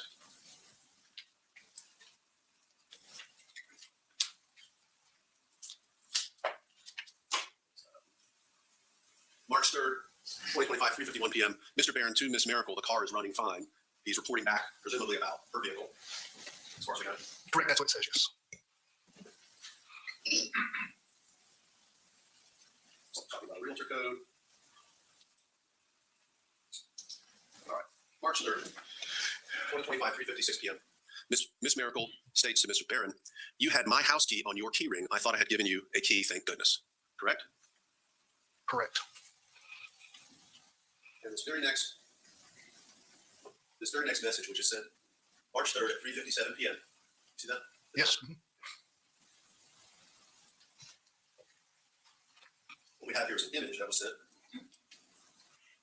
Right? Yes. Taking a look at that image and comparing it to Defendant's Exhibit 2, previously admitted. Okay. The Kia keys that were found inside of Mr. Barron's pockets at the hospital. Right, that's what Defendant's 2 is. Yes. Okay.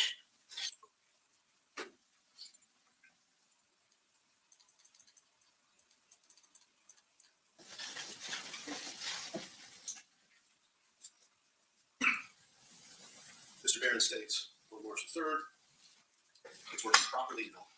You know what it is he's referring to? It's working properly? Make an assumption. I would say her Porsche. She says that's weird, but I'm glad. Thank you. There's a pay in there.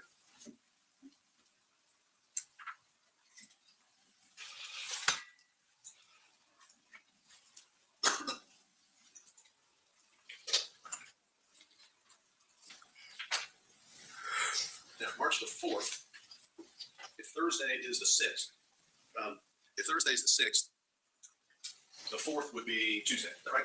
Correct. 7:31 a.m. Mr. Barron is reporting back to Ms. Mericle. I'm in the car in the blower room. Correct. That's what it reads. You just have a good day. Sorry, the car went dark. And then Mr. Barron responds March 4th, still that same morning, Tuesday morning, in an Uber going to rent a car. Correct. Yes. You're aware of some other evidence that he went and actually did rent a car? Yes, I believe so. I did get a rental car. She was offering to actually pay for it. He says you're not to reimburse me. Don't feel bad. It's much easier. Okay.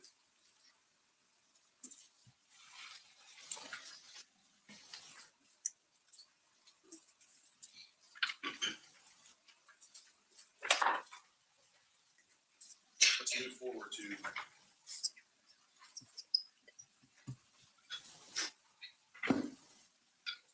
March the 6th. March the 6th again is the Thursday before the Friday of March the 7th. The shooting, March 7th, March 8th. We'll talk about time a little bit, but this would have been the Thursday right before, right? Yes. Mr. sends a message to Mr. Barron. I'm going to call the one in Beaufort and see if I can bring the car in Friday if we can get it started. Right? Yes. And then March 6th, Mr. Barron says they told me how to activate so we can take the car. That would have been 3:16 p.m.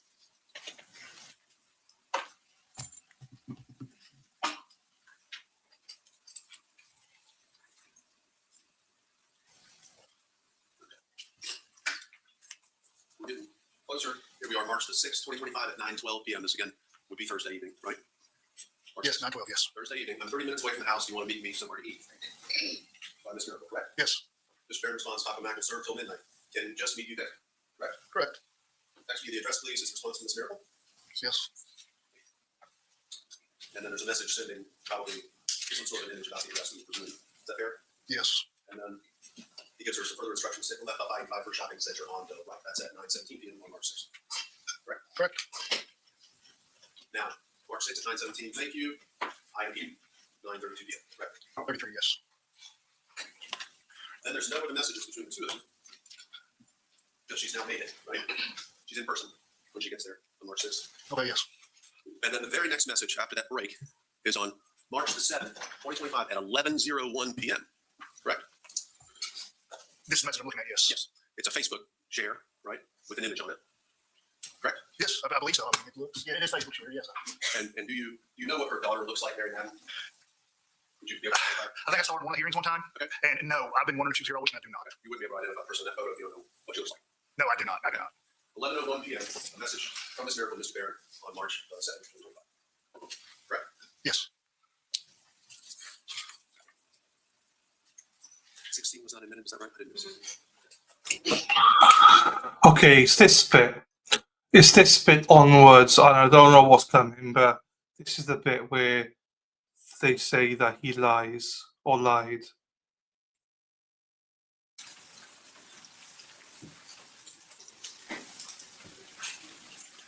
These are this is 12. Yeah. That's 10. Few seconds up here.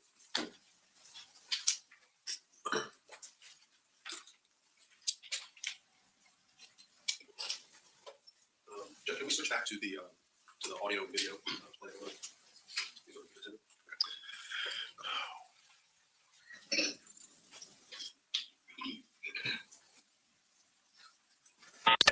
Hall County Hubble, what's the address of your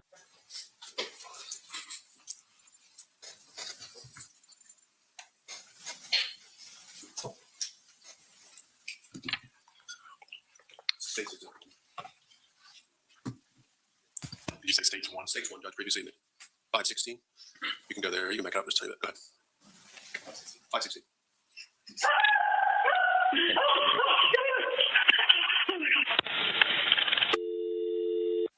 Hall County Dispatch, how may I help you? Hi, I need to ask someone to do a welfare check on my sister. This phone call's not been authenticated, or this is not Miss Mericle. This This is is hearsay. this is the same exhibit the state tendered and filed We a tender. pre-trial notice of a business record. It's been admitted. It's entitled.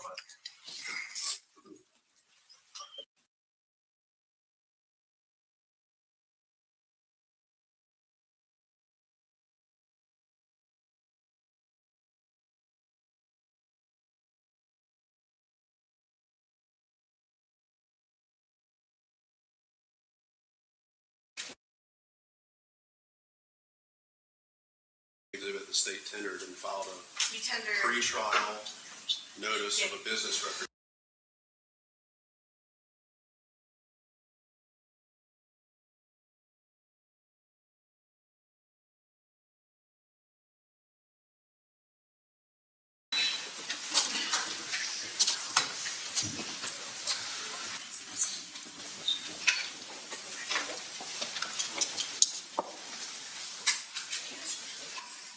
No, I know.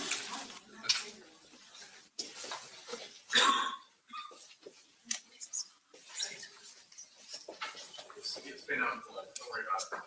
Don't worry about it. Don't worry about it.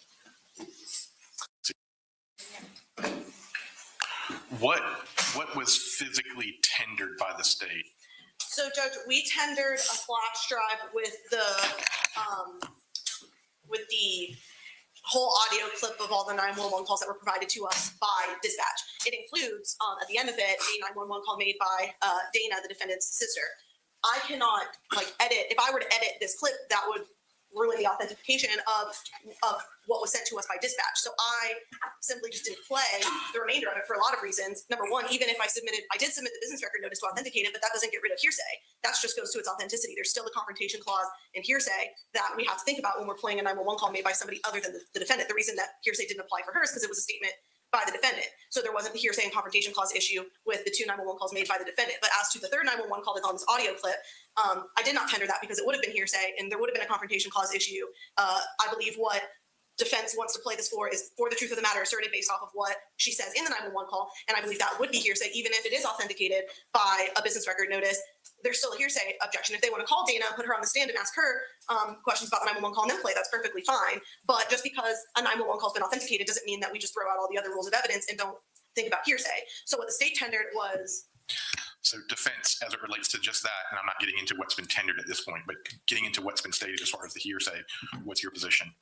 Well, Judge, a business record certification, which is what was filed by the state pretrial. I want to make sure that I'm being precise here. February 24th, 2026, 3:14 p.m. Notice of state's intent to introduce business record pursuant to 24-9-902. A business record that's got a certification, the reason that defeats a hearsay objection. So that's my first, I guess, point of contention is that it could be hearsay. It might ordinarily could be hearsay, but the state has actually literally removed it from the ambit of hearsay by filing a business record notice in 10 days advance of trial, as the code section permits, for only certain business records to be admissible without the necessity. Doesn't that go to foundation of not having to have someone from Hall County 911 come in and say, yeah, this is the 911 call? I think it's twofold when they file the notice. I think it's twofold. I don't think it's merely a foundational hurdle that it clears, because a business record is reliable. That means it defeats a hearsay objection because it is reliable, because it is kept in the ordinary course, et cetera, et cetera. That's what they chose to file it. I'm not even getting into whether or not that was correct for them to do it. Okay, that's a totally separate question. When they did that, we said, okay, I guess we don't need 911 dispatch here. This whole file is coming in, which is what we did. We relied on it. They tendered it. Well, exactly. We're getting to the business record as it relates to the 911 custodian coming in and talking about, yeah, this is our record. Correct. That would also defeat the necessity of that. To have a business record certification also avoids the foundation problem. But it is also a hearsay tool to avoid a hearsay objection. Business records are admissible over a hearsay objection because they are business records. That's what the state filed and said, this is a business record. They gave us the notice. We relied on it. Then they tendered the file that has this call on it from the date that they outlined in their notice and said, hey, this is a March 8th call, which was the dispatch. It's been tendered. They didn't limit when they tendered the item. They didn't say, we mean this audio and not the later audio. They tendered the entirety of it. Here it is.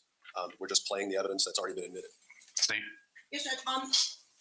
Let's say, for example, the victim made a 911 call and I did a business record notice. That simply would just authenticate the call, but I would still have to come up with a hearsay exception to be able to play the victim's 911 call because it's still hearsay. Hearsay still applies. The same goes for this. The business record notice simply just authenticates the foundation for its authenticity as far as, like you said, not having someone from dispatch come in and testify to its authenticity. That doesn't mean that we just ignore hearsay. And so I completely agree. I filed a, can I see, Brett, do you have it on your phone? Business record notice. Can I just see it really quickly? Sorry, I was trying to find it and I just couldn't. So I'm certainly subject to being wrong. Where we are right now, I believe that the business record would alleviate the necessity of bringing in kind of a perfunctory witness to basically say, yeah, this is a 911 call. I don't think that notice, and I'm subject to being wrong, just lets everything in. Sort of the issue that I see here, and maybe I'm wrong, the issue I see, and I've not done the case law research on this, but as a judge, 10 years ago, editing software was very expensive. Now, not so much.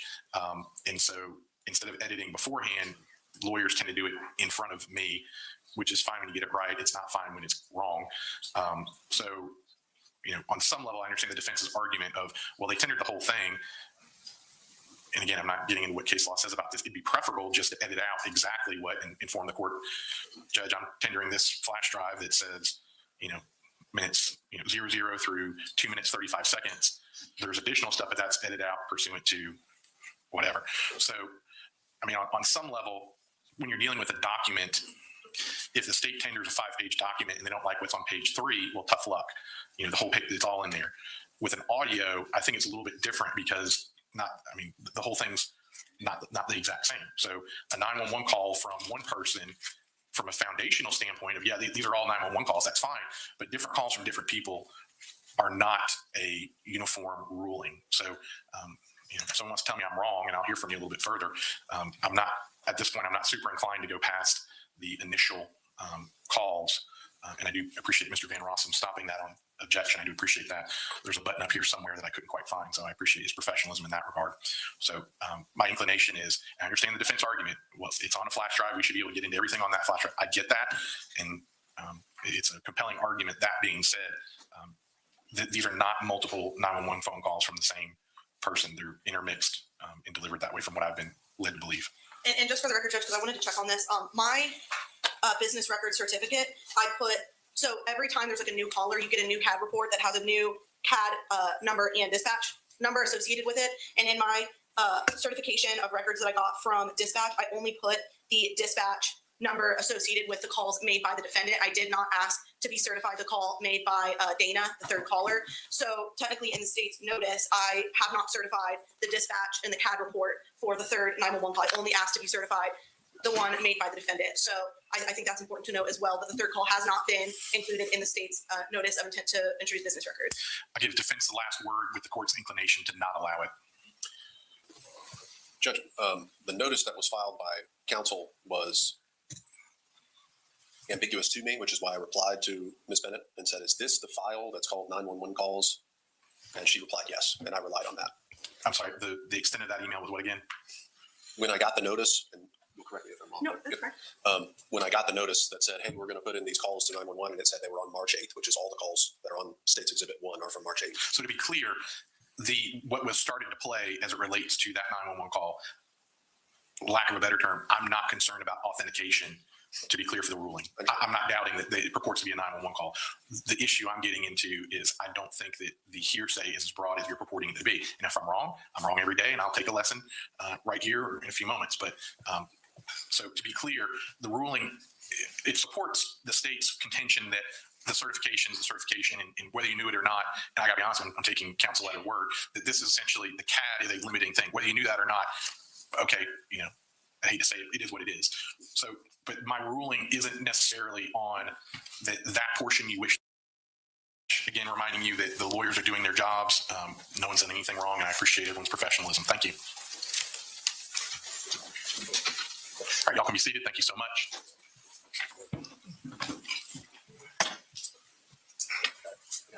Yeah.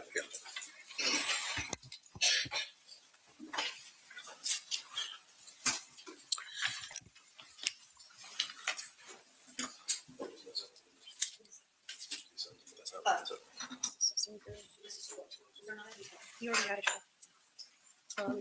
D16. So that should be 16. You finished on 15. Okay, I think it's coming up now. I think the controversy is coming up now.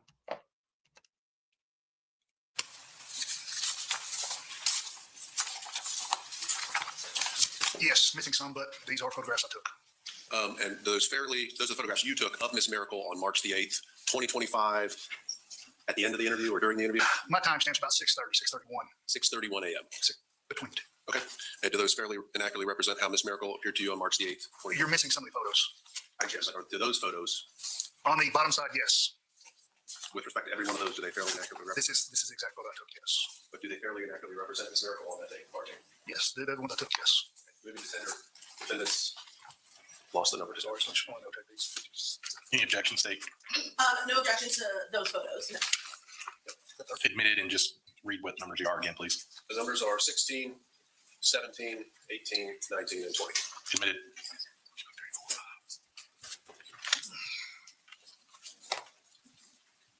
I'll show you on the Elmo, I want to show you defendant 16, okay?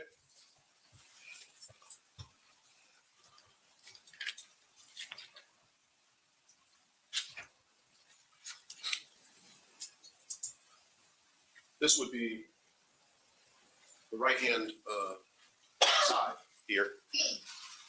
Sorry, the left hand of the picture is Miss Miracle's right forearm, right? Yes, In other words, she's like this. She's got her right arm on the right. She's got her left arm on the left. that is correct. And we can see what I'm going to call a reddish, dark red mark on that upper right arm, correct? Yes, And looking at defendants 18, looks awful like 16, doesn't it? Looking at defendants 17, we can see that same upper arm mark, slightly different angle, right? yes, And defendants 19, that same mark, slightly different angle. correct.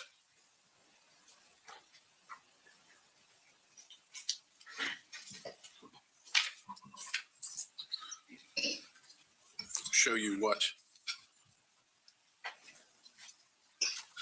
I had. Which one is?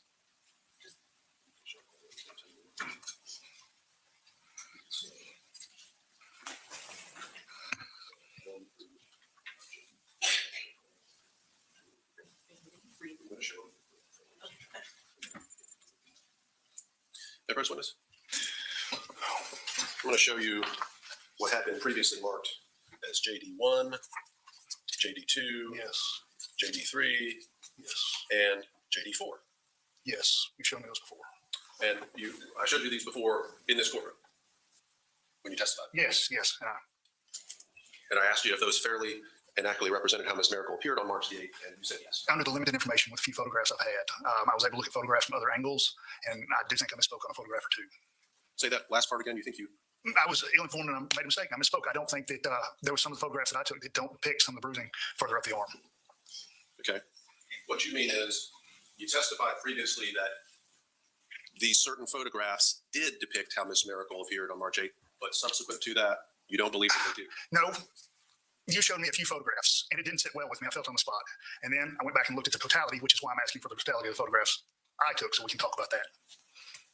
Do you disagree that you previously testified that JD1, JD2, JD3, and JD4 did fairly and accurately represent how Ms. Mericle appeared on March the 8th? I do agree that I did say that and I was hesitant at that point, and I do regret that. You regret it now. Yes. I'm going to tender defendants JD1, JD2, JD3, and JD4. And Judge, maybe approach? Hold on. For what purpose?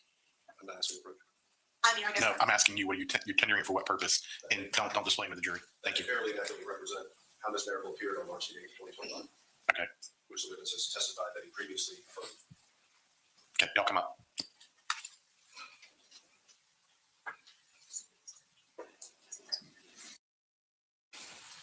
Again, folks, the lawyers are doing their job. Thank you.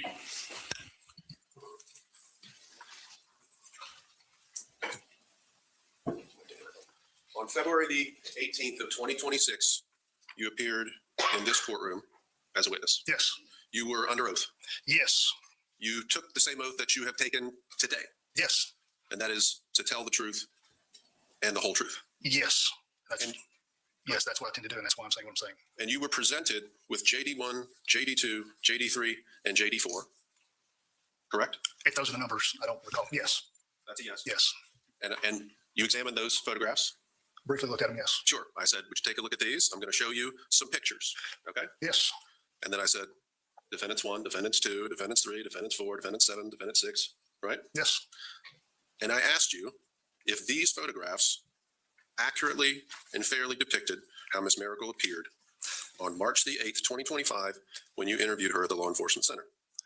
I was very hesitant, and I didn't have all the photographs that I took to be able to make a comparison. They weren't the same angles. But that wasn't my question. What I said to you was, quote, just to be clear, defendants 1 through 7, that shows how Mr. Mericle appeared.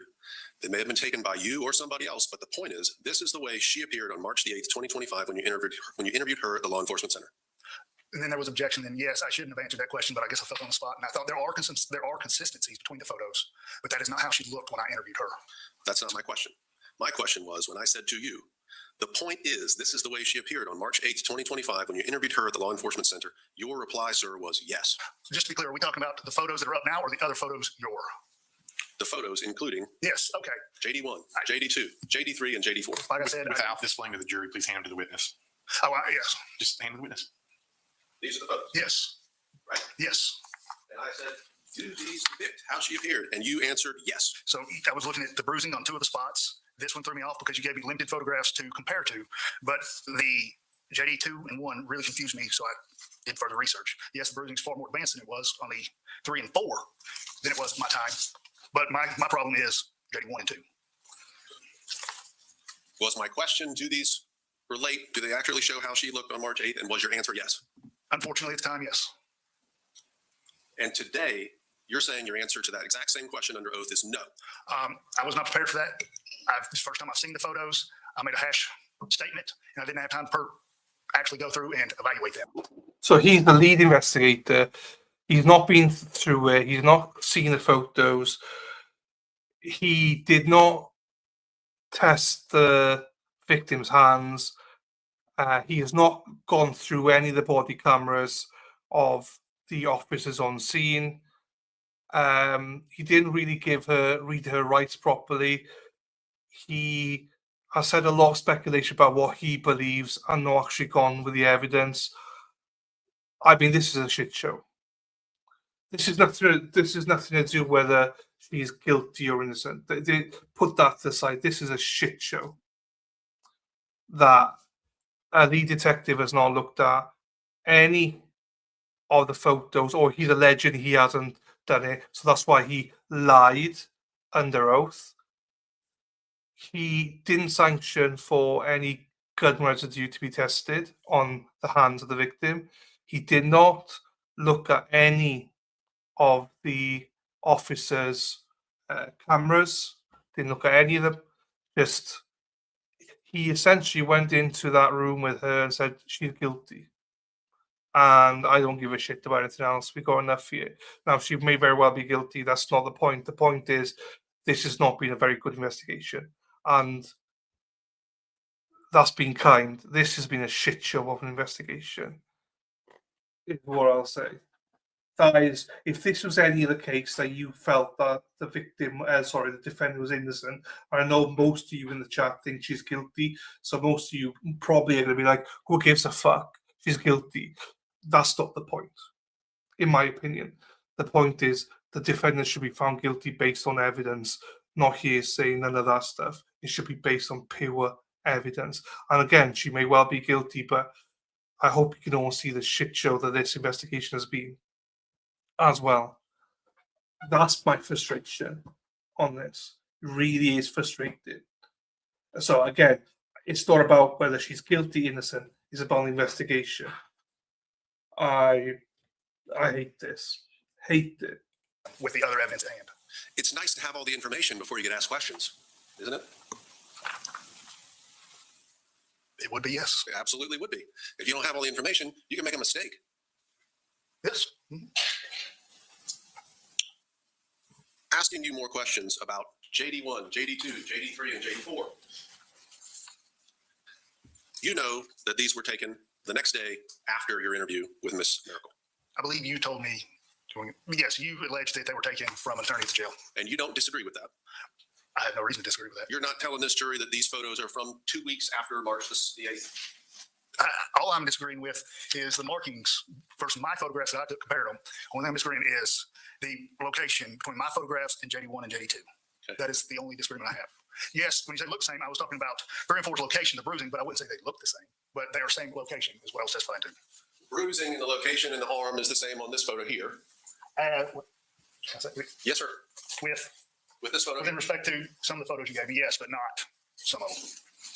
Are you contending that there was some sort of fakery of the injuries that are depicted in JD1, JD2, JD3, and JD4? Absolutely not. Absolutely not.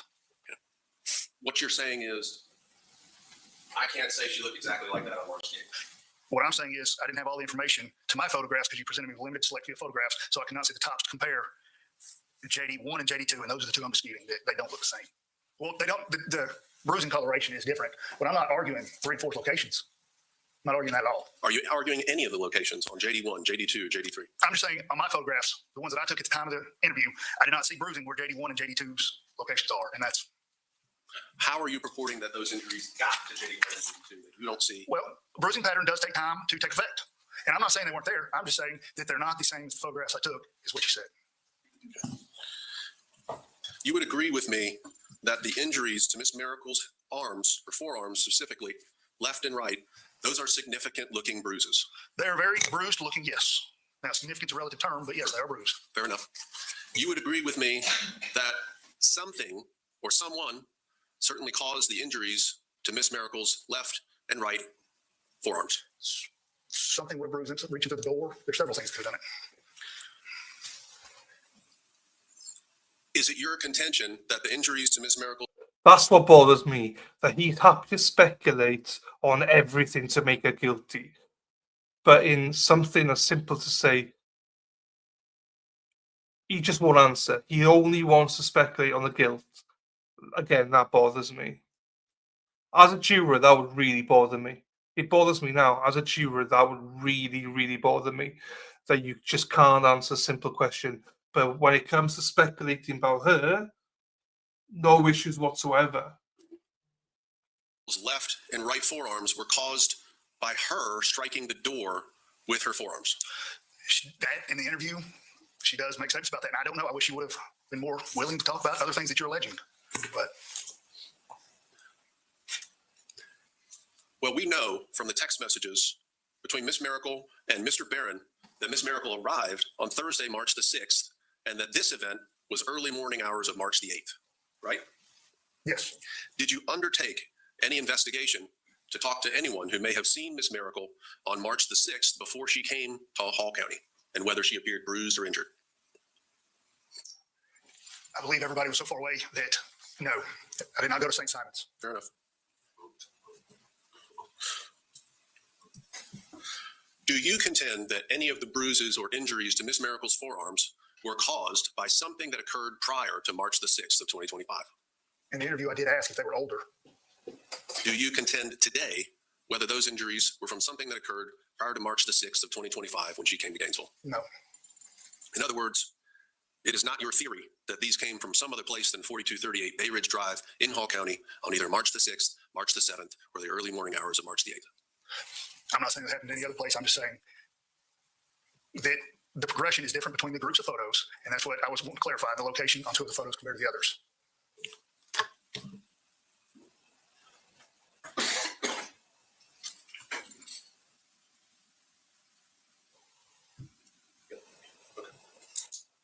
Judge, I will move at this time to offer defendants JD1 through 4. For what purpose? For offering it as evidence of how Ms. Miracle appeared on March the 8th of 2025. And the foundation for that would be the statements of the witness admitting that he previously testified under oath that they were, in fact, representative and fairly and accurately represented Ms. Miracle on March 8th, 2025. I know he's saying something different today, but of course it would be admissible as substantive evidence as impeachment. And we ask the court. Well, there's 2 different steps then. So as not commenting on the evidence and not commenting on testimony, you've not laid the prototypical foundation for those photos. So that's prior objection is sustained. As far as impeachment issues, then I'll hear from you on that. Again, making no comment one way or the other. The witness has testified, he previously testified under oath that they did. In other words, that they were fairly and accurately represented Ms. Miracle on March 8th, 2025. That is impeachment. It's a prior and consistent statement. It's admissible as substantive evidence. It's admissible as foundational evidence as well. In fact, it's not even a weighing situation, respectfully. It's just, has the statement been made in an admissible fashion? It has. So it goes to weight. That's what cross-examination is for. Or direct. So there's no need for any sort of extrinsic evidence. The witness is not denying his prior statement. These photographs are not a prior and consistent statement. The photographs, they're not a statement. He's already questioned, cross-examined the witness about his previous statement. The witness has admitted to the prior statement and is explaining why that statement was made and why his answer might be different today. So there's no reason to put in photographs to prove a prior and consistent statement that the witness has already admitted to. So again, there's been no foundation laid for these photographs, and I would object to them being admitted for any reason. Defense has the last word. So, All right. Again, not commenting on the evidence for purposes of the photographs. They will not be taken into evidence by the court, nor displayed to the jury through this witness. Those are my questions. Thank you. Any redirect from the state? Yes, Your Honor. I mean, what? Fucking hell. I just want it. These are okay. Yeah. That just seems so wrong. The guy's obviously been impeached, he's been lying, and he can't put the photos in.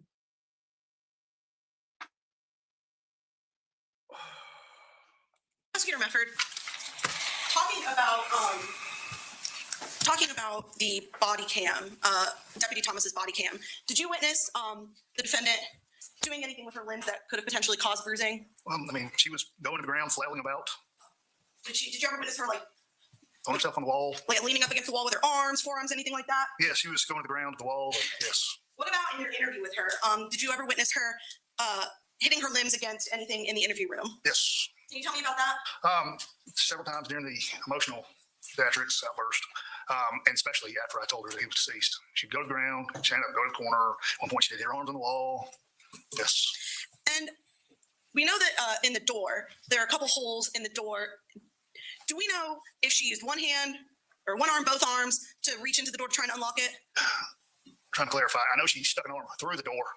I don't remember the quotes about how she went through, or one arm or both arms, but I do know she stuck an arm through the holes in the door. So, like, for example, states 225, Judge, are you able to flip it, or how does that work? Oh, there you go. States 225, we see this mark right here. Yes. Do you know how she potentially got that mark right there on her wrist? I believe in the interview, she did say it was through the door. Do you know whether or not is it possible that she could have also at some point reached this arm through the door to try and unlock it? Yes, that is possible. And so I'm going to show you states 224. We see a bruise right by the wrist and then higher up on the forearm. Yes. Do you know for a fact how those bruises got there? No, I do not know for a fact how they got there. Did she ever state whether or not she only reached this arm into the door, whether or not she could have also reached this arm in through the door?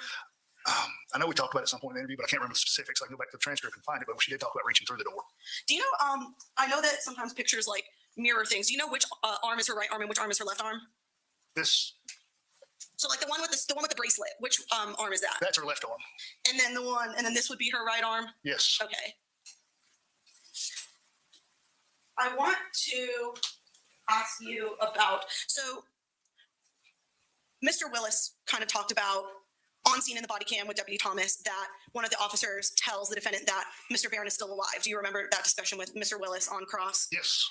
And do you remember, Mr. Willis was talking about basically her statements before and after she found out that before when she thought Mr. Barron was dead versus after when she thought Mr. Barron could potentially still be alive. Yes. Do you remember talking with Mr. Willis about that? Yes. And there was mention that on cross that the defendant's statement started to change after she thought maybe Mr. Barron was still alive. Do you remember talking about that with Mr. Willis? Yes.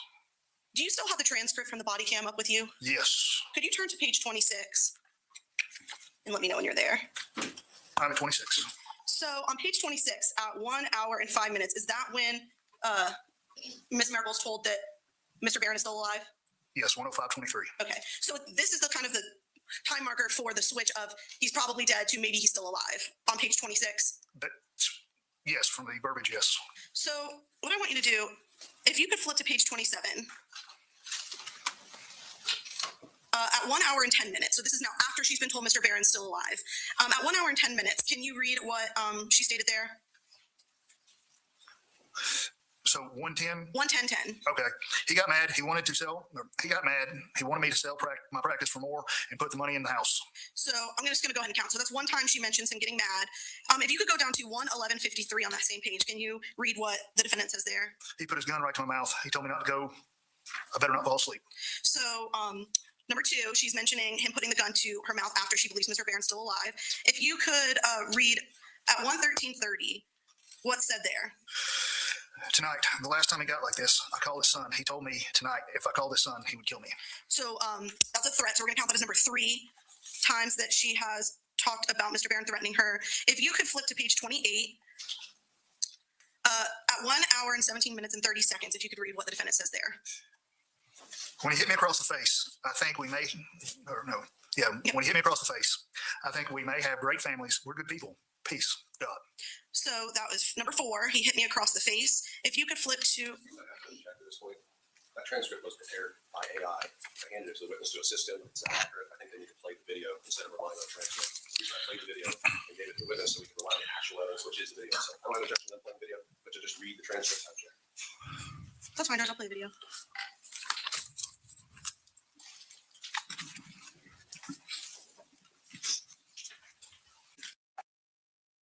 Seconds.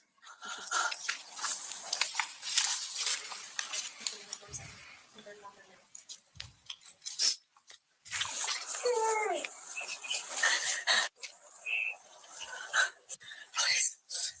He was going to do something to him. I was. I'm going to start playing at 1 hour 32:48. Oh, baby, be okay. Be okay. I should have told him that I was breaking it off.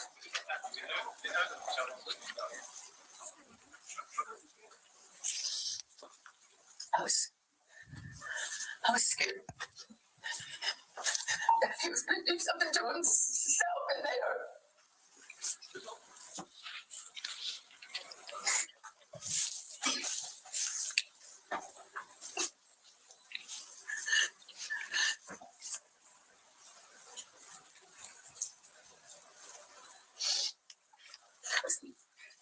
He was going to hurt me and then hurt him.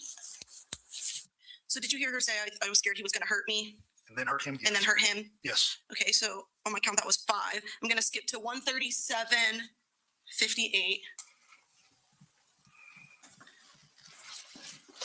I'm going to hit play 1:37:55. When he got mad at me, I should have just left, but I was scared because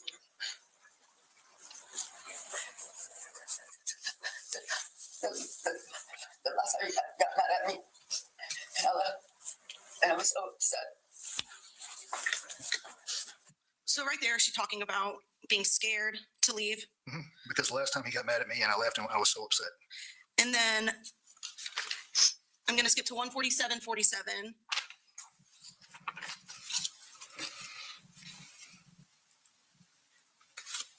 I'll start it at 1:47:30.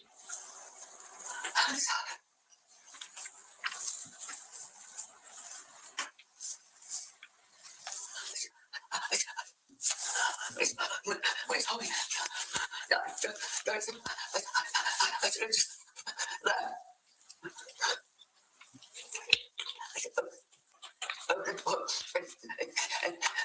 And put your gun outside. So right there, did she say, when he told me not to go to sleep, I should have left? And then she says, I said, open the door and put your gun outside. Yes. My count is at 7. I'm going to go to 1:49. I'll play at 1:49, 21.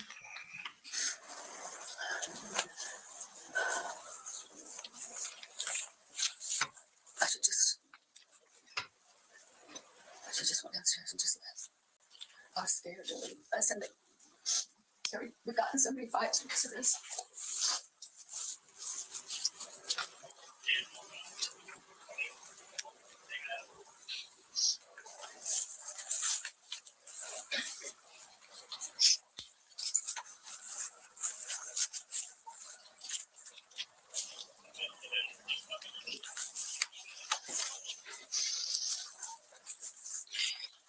I should just let me put that gun to my lips.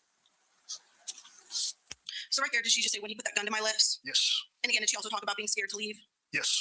And then at 1:51, I'm gonna play at 1:51:04.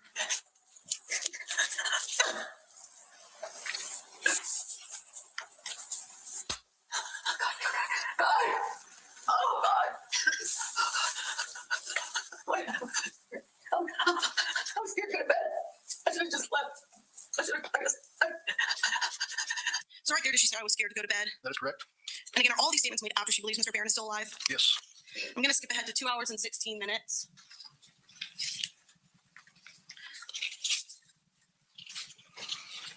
I'm gonna play at 2 hours, 15 minutes, and 50 seconds. So, man, and I stayed there all night. So now home to the mouse. I'm not home to the jail. And then tonight, threatened me, and I should have left, but I'm scared. So right there, did she say tonight he threatened me and I should have left, but I was scared? Yes. And then I'm just gonna keep playing. I'm gonna play again at 2:16:10. I want you to tell me all about that. I know, I'm not scared. I just don't know what happened. He put that gun on my lips. So right there, did she say he put that gun on my lips? Yes. I'm gonna hit play again at 2:16:40. I just had a really bad last year, this year. Okay. Like I said, I won't talk about every bit of that. So I don't want to talk about it. It's just, everything was fun. Whoop, it froze. Give it a second. I was trying to do. He shot the gun. And I was trying. Right there, she said he shot the gun. Yes.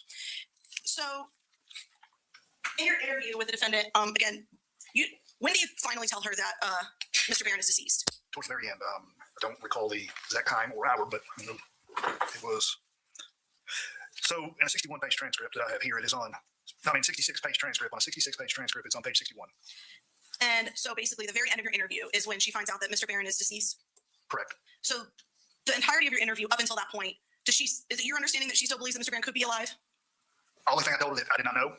They're working on the hospital. I did not know at this time either that somebody said yes, but yes, he could have been or could not have been. I mean, she's also the one that said she couldn't feel a pulse. So.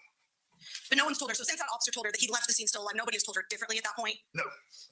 So I want to now ask you just a few questions about your interview. Judge, if I could have I think it's up on the TV and I can't see. Oh, there we go. I'm gonna skip in your interview to 2 hours, 36.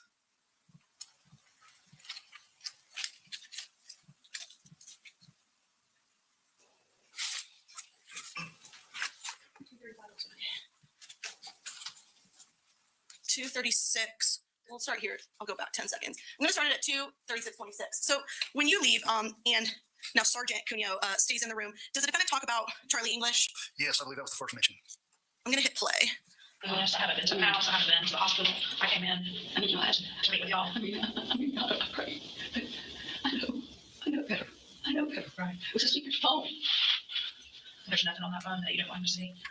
I mean, this guy was texting me, but nothing, I told her that guy texting me. Nobody left your scene. So, if you can, what does the defendant say in response to there was this guy texting me? What did she say after that? I told him about this guy texting me. So, does Ms. Mericle ever say that he saw the texts or he found out about him and got really mad, anything like that? Not that I recall, no. So she tells him, Sergeant Cuneo, I told him about Charlie English. Yes. Is there ever any mention by the defendant at all that Mr. Barron was angry because of seeing text messages from Mr. English? I want to say there was some, I don't recall. I don't want to answer that question because I don't want to misspeak again and I want to be back, but not that I recall, but I'm trying to think, was there? No, because she was telling me at first that there was nothing on her phone. To my knowledge right now, I think this is the first mention of it. What was your question? I'm sorry. Just besides this mention of Mr. English, is there really any other mention of Mr. English throughout your interview? Mr. English himself, no. And in this moment when she's talking to Sergeant Cuneo, does she mention anything about Mr. Barron being angry about Mr. English? No. In fact, she says that she's the one who told Mr. Barron about Mr. English. Yes. Okay. Lastly, I just want to go back to 2:05. Is it normal for individuals to be nervous when they're being interviewed by investigators? Yes, when they first come in, that's when we like to establish that baseline, build a report so we get a baseline function. Sometimes, have you ever, when you're interviewing someone in a setting like this, seen someone kind of like shaking out of nerves? Yes. I'm going to go ahead and hit play at 2:05:07. Like I said, that's the door lock. I walked right up to the door. And think I put it up here. I can't remember if I shot here, but I shot it right above the door. I know that. I don't know if I So right there, can you describe what the defendant's doing? She's making a handgun, a gun with her fingers, and pointing towards the little outlet cover in the interview room. Is she demonstrating how she fired the gun at the door? Yes. Is she moving her hands up and down at pretty much 8.5 inches to demonstrate how she fired the gun at the door? No. I don't believe I have any other questions. Thank you. I don't have any further follow-up questions for Mr. Hill. Thank you for your testimony. You can return to council table. State rest, Judge. State rest. So there you go, state rests. So there you go. That is the end of today. As I said to you earlier on, the defendant, as we currently see it, well, the defendant is currently on the stand. She's been cross-examination at the minute as we speak. So we'll watch that tomorrow. I'll probably play Kelsey Fitzsimmons at 1.25 because there's only about 2.5 hours of testimony, so we're going to catch up super quick if I play 1.5. I don't really want to play breaks and stuff like that. So let me just double check that she's still on. Yeah, she's still being crossed. So, and she's been on the stand now. She was on for 20 minutes. Then there was a discussion. She's been on now for, I believe, they were on break there. So 1:11.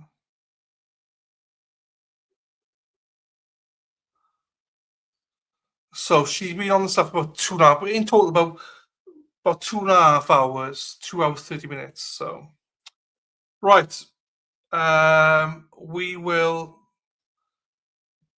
go because they arrested. That was the lead investigator. He's now done. So we're going to go much earlier than expected over to the other trial. I just need a couple of minutes before I start it, but I'll see you over there, right? Oh, fuck. Bex, just leave, Bex. I don't have to, send you over there. See you in a little bit. Oh, shit. I pressed the wrong button. I pressed the wrong button. There you go.